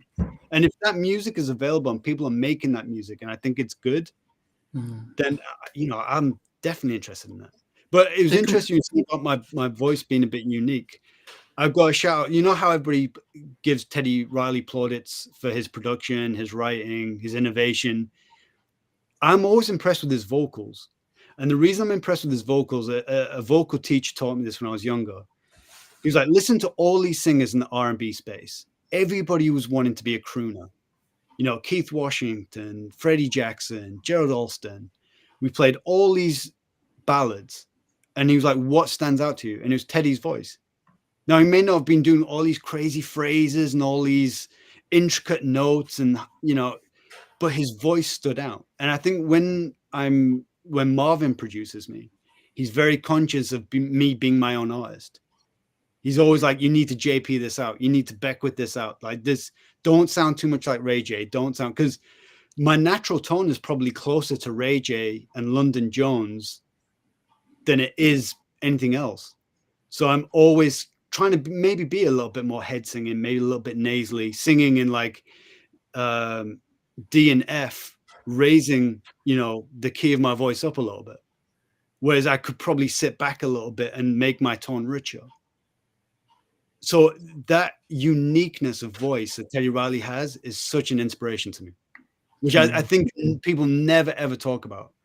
I mean, the way he opens up like You Blow My Mind, and it's just awesome. And Fantasy by Guy. I remember hearing that for the first time, just blew my mind. Or Raphael Sadiq's voice. It really upsets me when people don't rate Raphael Sadiq's voice. I'm like, but you know his voice immediately. I mean, it says something to me when I listen to it. I love his voice. I mean, you probably picked up on my song Get Down, where I kind of shout out, I Don't Know What You Came to Do from the House Party 2 soundtrack. Okay. Little Easter eggs like that. No, like You're That Kind of Girl. I wrote to Ivan Mateus, who sang a song called So Good to Come Home To, which was a big Dan Warm. So Ivan Mateus is one of my favorite singers. I mean, how he is not like a household name is, you know, his voice. Is he not the one that wrote Don't Go by In Vogue? Yeah. That's Ivan Mateus. Okay. Phenomenal singer. And the promo that he put out on EMI was amazing. You know, and if you listen to You're That Kind of Girl, I mentioned, you know, Can't Wait to Come Home To, which is my little shout out to him on So Good. He picked it up straight away. He was like, I see you, Playboy. I know what you do. Okay. So what's the hope and expectation for the album, just as an independent artist? What is success for an album in 2024? I think a success for me, I think if you're looking at it, it's already, you know, it's sitting at 62 in the album charts, which I think is amazing. And speaking to like one of our marketing representatives last week, when the album hit #1 in the iTunes store, and I didn't know this, it hit #1 single, #1 album. So DJ Soul Child's remix of Can't Beat the Weekend was like #1 for 5 days. Phenomenal. You know, people have just really got behind that song. I think Blues and Soul had it as the #2 R&B record of last year. But when I held both spots, you get the genre spot on iTunes. So if you go on the front page of iTunes right now and you go on the Best Buy of like 59p singles, my single's right there. It's the front page. If you go onto the front page of the recently released albums, it's there. And you can only get that if you get the downloads and you can get, you know, that traction behind it. So it's kind of already done better than I thought it was going to do. I definitely didn't think it was going to chart nationally, if I'm honest with you. I wanted to get the #1 R&B album, and Soul Child will tell you this. Last time I saw him, I was like, I want that. I was like, the one thing I don't have is a #1 R&B album, and I want it so badly. So I've, you know, worked my, you know, I won't swear, but I've worked really hard over the last month or so, and I know Bigger has too. My whole team has. Danielle Horan.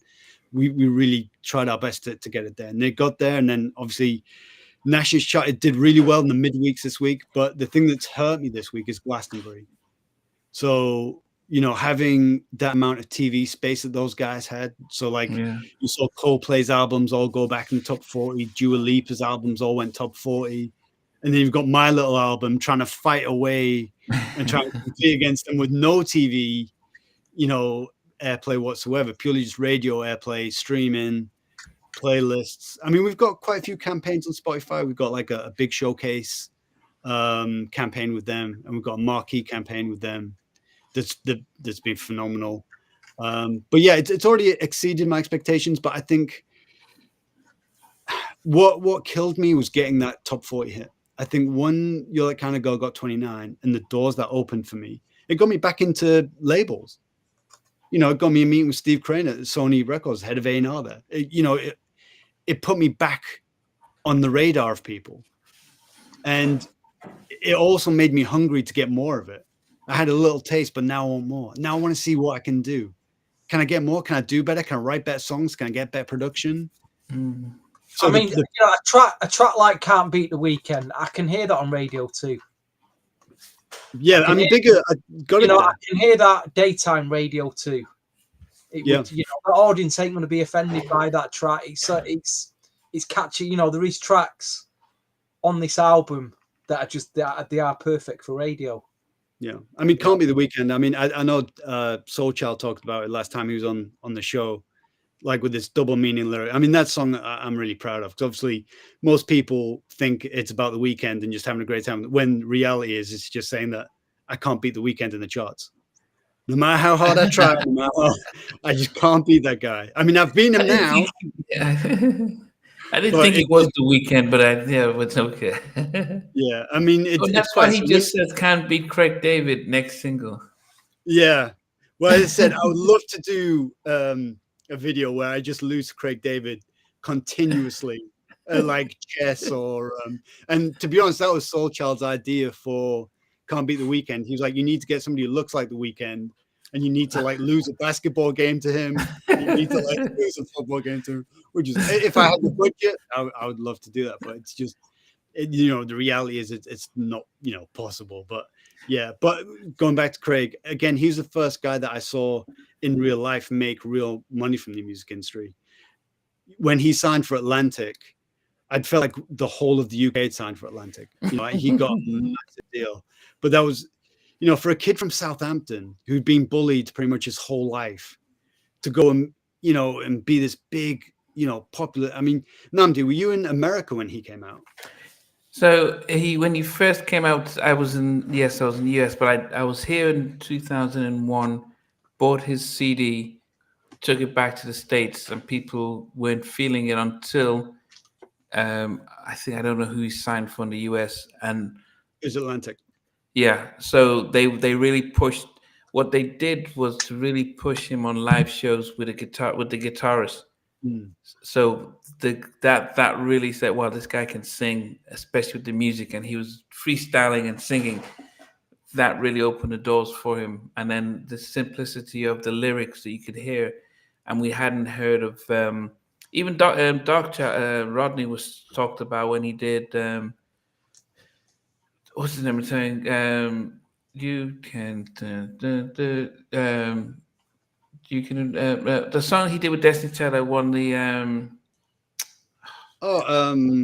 Say My Name. Say My Name.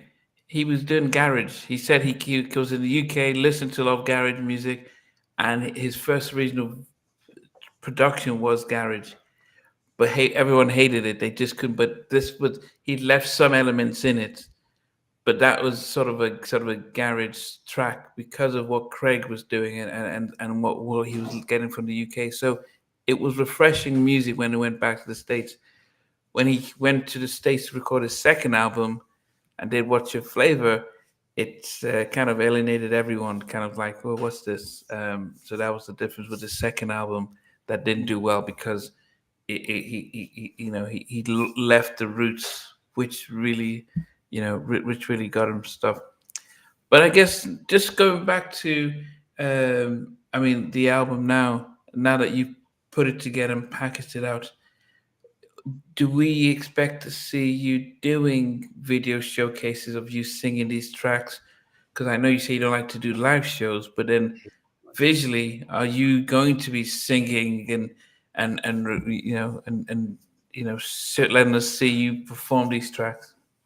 Quite possibly. I mean, I've thought about it. I've discussed maybe doing like an East Coast tour in the UK, going from like say Norwich and Colchester all the way up to Newcastle. That's a possibility. But it's just whether I have the time and the patience to do that. Because my thing now is I want to record a second album. My main focus now is, you know, this is done now. So this collection of songs has served me well. But to be honest, on Saturday, after, you know, so Friday, tomorrow, all the final charts comes out. Promotion ends tomorrow. That's the campaign end. Well, it actually ends in 45 minutes. So when it goes midnight Thursday, that's campaign's done. I really want to get started with that second album. Like, so wow, what do you expect to do in the second album? I want it to be, so the thing I'm proud about this album is I never wanted to write an album that's purely love songs. It was my only criticism of R&B albums is they were always love songs, 14 songs about love. Whereas my album has like Can't Beat the Weekend, Soulful Women, which is celebrating all the women in the music industry. It's not typical. Get Down is just about like me, you know, what I listen to, what I like to do. It's not all love songs. And I think I'd like to get maybe a little bit more political with the album. You know, there's a few things that happen in the UK I'm not too happy about that I think I'd like to kind of sing about. And yeah, I think I want to write some. I mean, one song I have is called Songs by Committee, which again, you guys call me stubborn, and it's about how I refuse to do songs by committee. So now a publisher will contact you and they'll put you in a room with 6 other writers and play an instrumental and expect you to write. But for me, that's not what songwriting is. That's not how I write songs. You know, my ideal of writing a song is Babyface writing Can We Talk for 10 Minutes, right? Well, he did write it with Daryl Simmons, so he did. Okay. So what Babyface songs that he did is like his own album, right? For like for The Cool in You, like When Will I See You Again? That's just Babyface, right? That's not Daryl Simmons. Yeah, I mean, a lot of Keith Anderson, depending on his time frame, he did a lot of tracks with Daryl and a lot with. Well, after he did, I would say if you go to his first solo stuff was a lot of Waiting to Exhale, but then he got produced like John and Keith Anderson to work alongside of him. But lyrically, nice John, though, what a good guy. I spoke to him recently. I probably had so many questions. I think he produced one of Tevin Campbell's song, Can You Learn to Love, which is one of my favorite Tevin Campbell songs. I'm such a huge Tevin Campbell fan. And that was a Babyface song that John produced. Yeah, so Babyface was writing tracks, and then John would just pick it up and do some of the production on it. So are you saying that in 45 minutes or so, this album, it's out there, people can buy it and stuff, but you're going to be on for the next one?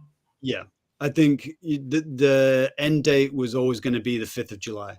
So midnight, or that then, so, thank you for having me, because this is like probably the coolest thing that I've done with the campaign.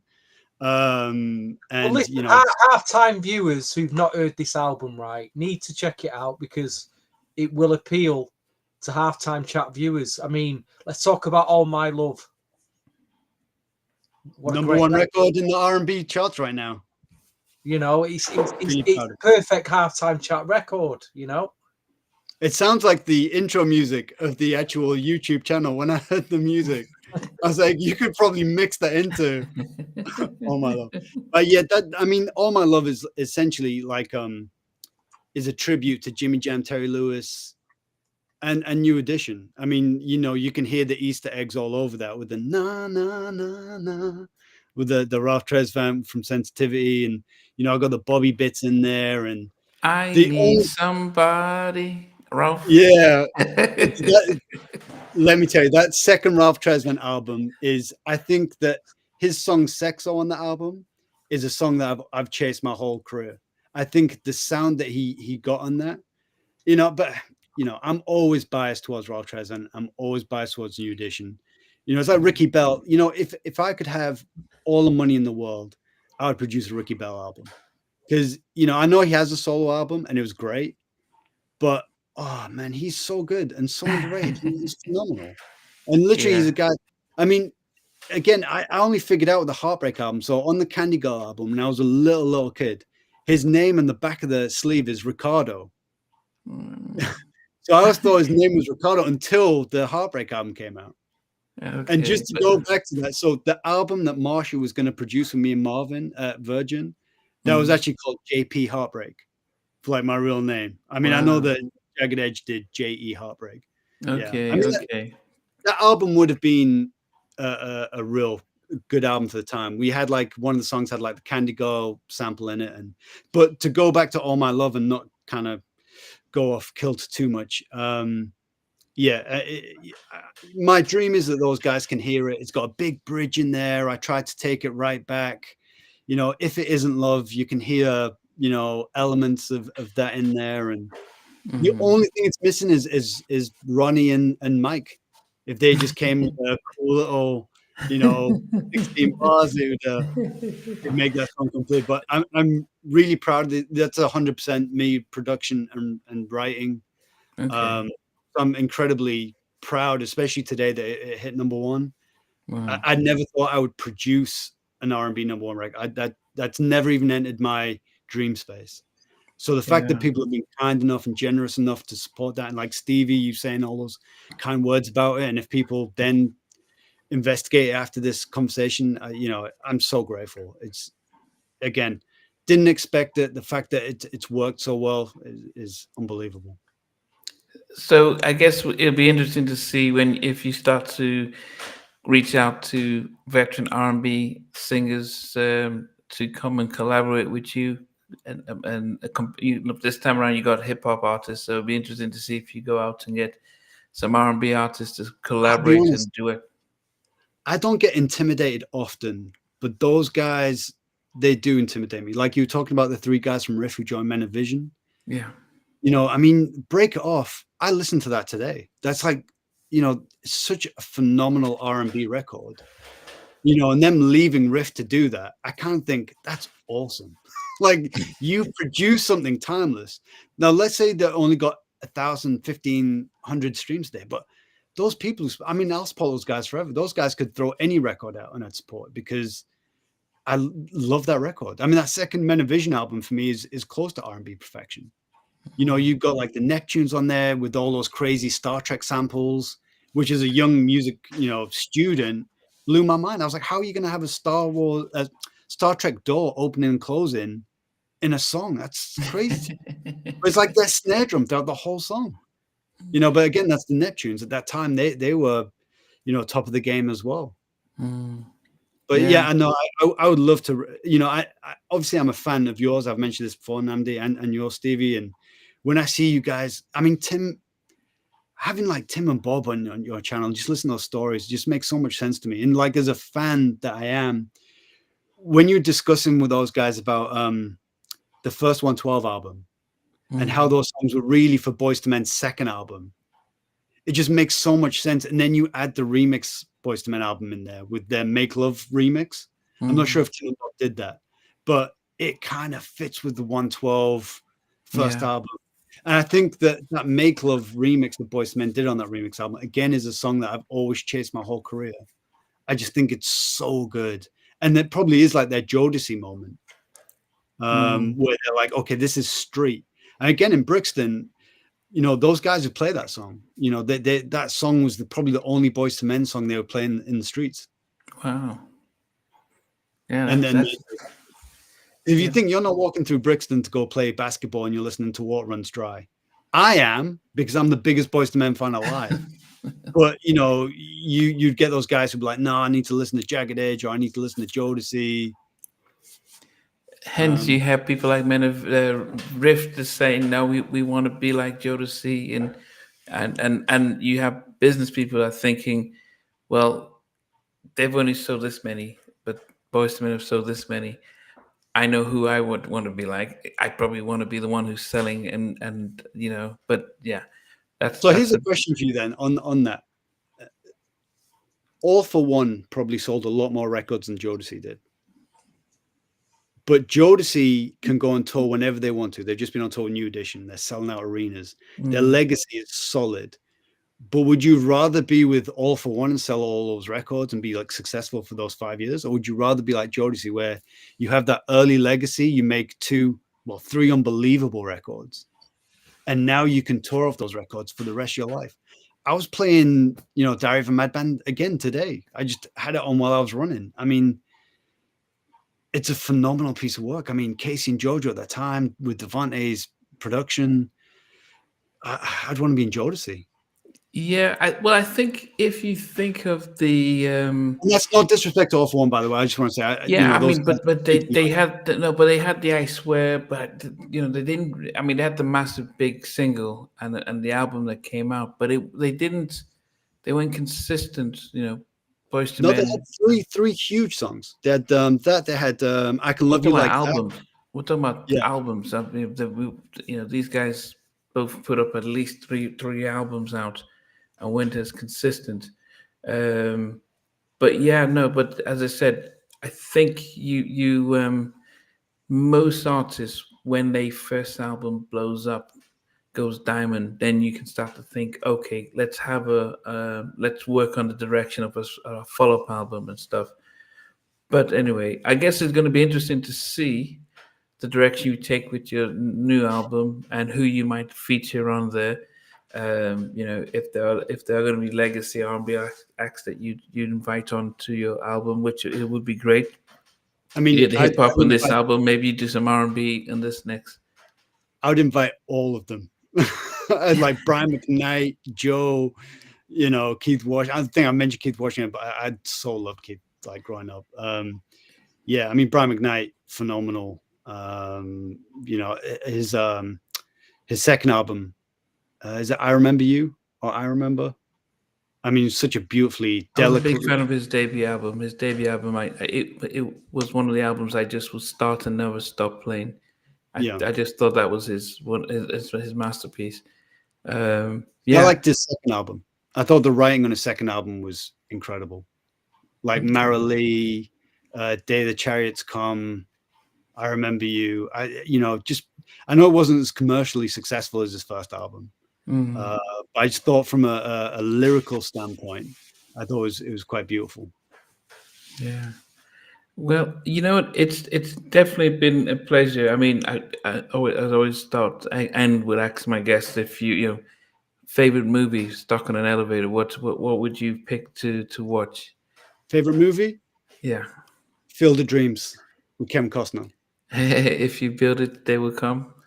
If you build it, they will come. That's one of my favorite all-time movies. I think that relationship between father and son and rekindling something that's lost. I think the performances in that movie, the Kevin Costner has like 2 dialogue pieces which are phenomenal. Ray Liotta is brilliant. James Earl Jones is probably one of my favorite actors. He's phenomenal as Terrence Mann. But I do use that phrase with most with a lot of people I meet up with about creating it, and the audience will come. Most people are like, well, I'll wait till the audience come, then I'll start to build. And I always use that as an inspiration. Look, build your platform, build your, release your music, whatever it is, and you get the audience. And so that's, if you build it, they will come, is something that I use a lot. What about favorites, all-time favorite song? End of the Road, Boyz II Men. Okay. If I'm honest, it was going to be Can You Stand the Rain by New Edition, but it's probably that. Yeah. There's another song that I like. I don't know if you remember, there's an artist called Tommy Sims. He was signed to Babyface and Andre Harrell on New America. Wow. Yeah, I've got it. I listen to this pretty much all the time. So this is, I don't know if you can see it, Tommy Sims. I remember that album. It's got some great stuff on it. Listen, when I talk to like country writers and like singer-songwriters, they're more inspired by this album than probably any. His legacy is phenomenal. So he's like a male Tracy Chapman, if you will. Wow. And he has a song called Write This Way. And it's an incredibly sad song. And it's about losing. And it's about not performing and doubting yourself. And just a phenomenal song. Again, if I couldn't produce Ricky Bell's album, I would sign this guy and just be like, do whatever you need to do because you're a genius. The world hasn't caught up with him yet. Wow. Any final messages, Stevie, before we end this 2-hour interview? I said, to halftime chat listeners, we talk about, we love this sound that he's done in his album. So just please go and check it, have a listen to it. There's something on there for you, definitely. This is why I wanted to get him on the channel, really. He's making the sound that we're talking about every week. He needs to be, we need to get him on and plug what he's doing. So go and check the album out. It's been fantastic talking to you, Listen. Obviously you've got a lot of stories. You've been through the millia, I've thank you for having me, right? Because I'll be honest, I think this is the most important R&B platform that there is. So you guys reaching out and even having me just means so much to me. As I said, I watch this like Tim and Bob, the Darren Lighty show. you know, it's important to me, and it's important to what I listen to, how I feel about music. And I just think you guys do an outstanding job. I think that you really promote the good stuff. That, I mean, you had Dark Child, you had Elder Barge on the show. Do you know how crazy that is to me? That you have Elder Barge and then you have me. You know, again, I'm such a fan. I mean, that guy's a genius, right? You listen to like the first 3 Barge albums. I mean, that guy was on fire. My Christmas present like last year was Tommy DeBarge's album, his book. Sorry, you know, I've got Bunny DeBarge's books. You know, so you guys letting me on your show from a legacy standpoint to me just means so much to me. You know, because El DeBarge to me is like a like a hero, like a legend that I can't even imagine coming close to. But here I am, you know, and you guys are letting me speak on the same kind of channel. So thank you. Yeah, Listen, yeah, it's hard enough. It sounds like you say you're going at it for years here. Yeah, You know, it's been Yeah. tough. you know, and like you say, you've done something that we appreciate, and I know the listeners will appreciate when they hear it. So, you know, Yeah, and you know it does, you know, as I said when I interviewed DJ Soul Child, and he spoke about his own opportunity, that moment of he could have done a boy band situation, but he walked out, and of course people who watched that were like, what, why? And I was thinking saying the same thing, but I think it's, unless you're in it, you won't understand it. I mean, the average person, because I speak to all these music people, but I don't know what it was like, and they could make decisions that I probably today would think, no, why didn't you make this decision? But when you're in it, you just don't know. So I understand when you were saying that your integrity and stuff. I know it, for the average person, it may not make sense, but if you're passionate about stuff, if you have a vision, if you have a passion about it, and maybe because you are trying to, you may feel as if, look, I want to stay true to what I believe in. I would think the most may well, who was what's his name, Neo was very similar because he was signed to Columbia, and he wasn't happy with the direction of the album he wanted, and he was shelved. And you do have some artists who will stand up on that, but most times, because he's not looking to be accepted within the R&B community, he probably could say, yeah, I'll do it, put it out and see what happens. But as you said, you may just only get that one shot, and if it doesn't work out, then it's no, not everyone's going to have that success as Pink. Not everyone's going to have the opportunity like Justin Timberlake coming out with some of the pop stuff. Yes, you may get Teddy Riley to do your remix, but they went so 20, 30, 40 million that he could then bring Timbaland and the Neptunes to do his album and still keep, and they're like, yeah, we'll trust you. But not everyone's going to have that opportunity. So yes, it was great hearing how you stuck to things despite being able to find an easy way out. And we're definitely going to wish you all the success going forward. If there are any of the artists who I've spoken to that you think would be great to feature on the album, that that it could make it happen, then you can let me know. So Definitely we'll DM see you if they about can, this. if and see Well, you if have, I mean, you have Jackie McGee. I saw on the show. I mean, what a legend. I mean, she's phenomenal. But you interview all my favorite, like Shades. So you had like TL Cross on your show. TL Cross, when he was in La Day, I mean, that's one of my favorite groups of all time. Like I'd message him probably once a month, just say thank you, because those first 2 La Day albums, you know, his voice was so good. Like he went from 94 to 97, he was just on fire. You know, and to someone like me who wants to sound like him and replicate his runs, just, you know, and then you meet him and he's such a lovely guy. And you think of his work in that time. He was on Johnny Gill's album. He was working with Albie Shaw. You know, he was writing his own songs. He did Usher's first album. Just I would have liked to have put myself. I said this to Pete Lewis at Blues and Soul magazine. New York, 1994. You've got Horace Brown, Donnell Jones, you know, T.L. Cross. Usher, they're all hungry. Where do you fit in? Like, how hard you have to fight against these guys to get studio times, to record with them. I mean, these guys are just absolute legends. I mean, if I could write a book, I'd write about the Andre Harrell 4-year period at Motown, because I'm just obsessed with it. Because you have a guy who's at the top of his game, just produced a huge TV show, has created Soul for Real, Heavy D, pretty much invented P. Diddy. And then he goes to Motown, where it should be successful. It's hard to fail at Motown. When you look at like Vita Sparks, they've had so many good CEOs there. And it just, for some reason, went wrong. But why? Because the music was, Johnny Gill's album, was phenomenal. That might be my favorite album by Johnny Gill. You had the remix album by Boyz II Men. I know they didn't like it, but it was great. The Lade album was phenomenal. Shades were fantastic. Everybody was in love with them, and everybody loved, I'll Be Around. He had Jason Weaver. Oh, I was so jealous of Jason Weaver.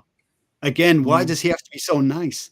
He's like, again, the nicest guy when you meet him, but I was so jealous of him because I always got called immature for my age. It was always like, oh, he's trying to sound grown up. But when Jason Weaver was in Blues and Soul, it was the mature sound of the teenage kids. I was like, why don't they like me like they like Jason Weaver? Like, what Jay Valentine was the same when he was with the Neutrons. Everybody would say these mature young kids sound like the Jacksons. And then I'd be in smash hits and they'd be like, this immature wannabe soul guy. I'm like, why don't I get the same, those are, the guys that I would have liked to have competed against. Obviously, the truth is they were selling millions of records and being super uber successful. But yeah, I was always so jealous. I was saying to Stevie actually a couple of weeks ago, with like Bigger being my manager, it's like the most poetic thing because he had like Derek Dixon, Carl Henry. Oh, the reviews those guys would get were phenomenal. And I'm a fan of their work, but I was so jealous because I wanted to be Bigger's favorite son. I wanted to be the gold. And it was so tough to beat those guys because they were on fire. I mean, Derek Dixon had like 2 singles, which were just unbelievable. But again, Stevie, to go back to your point, though, major labels wouldn't sign it because they didn't get it. So you'd say, look, these are the best. You go through Brixton, Camberwell, or you go through Tottenham, Wood Green. These are the records that everybody on the street's listening to. Record labels would not have it. They're like, nope, we need Take That singing a cover version of How Deep Is Your Love.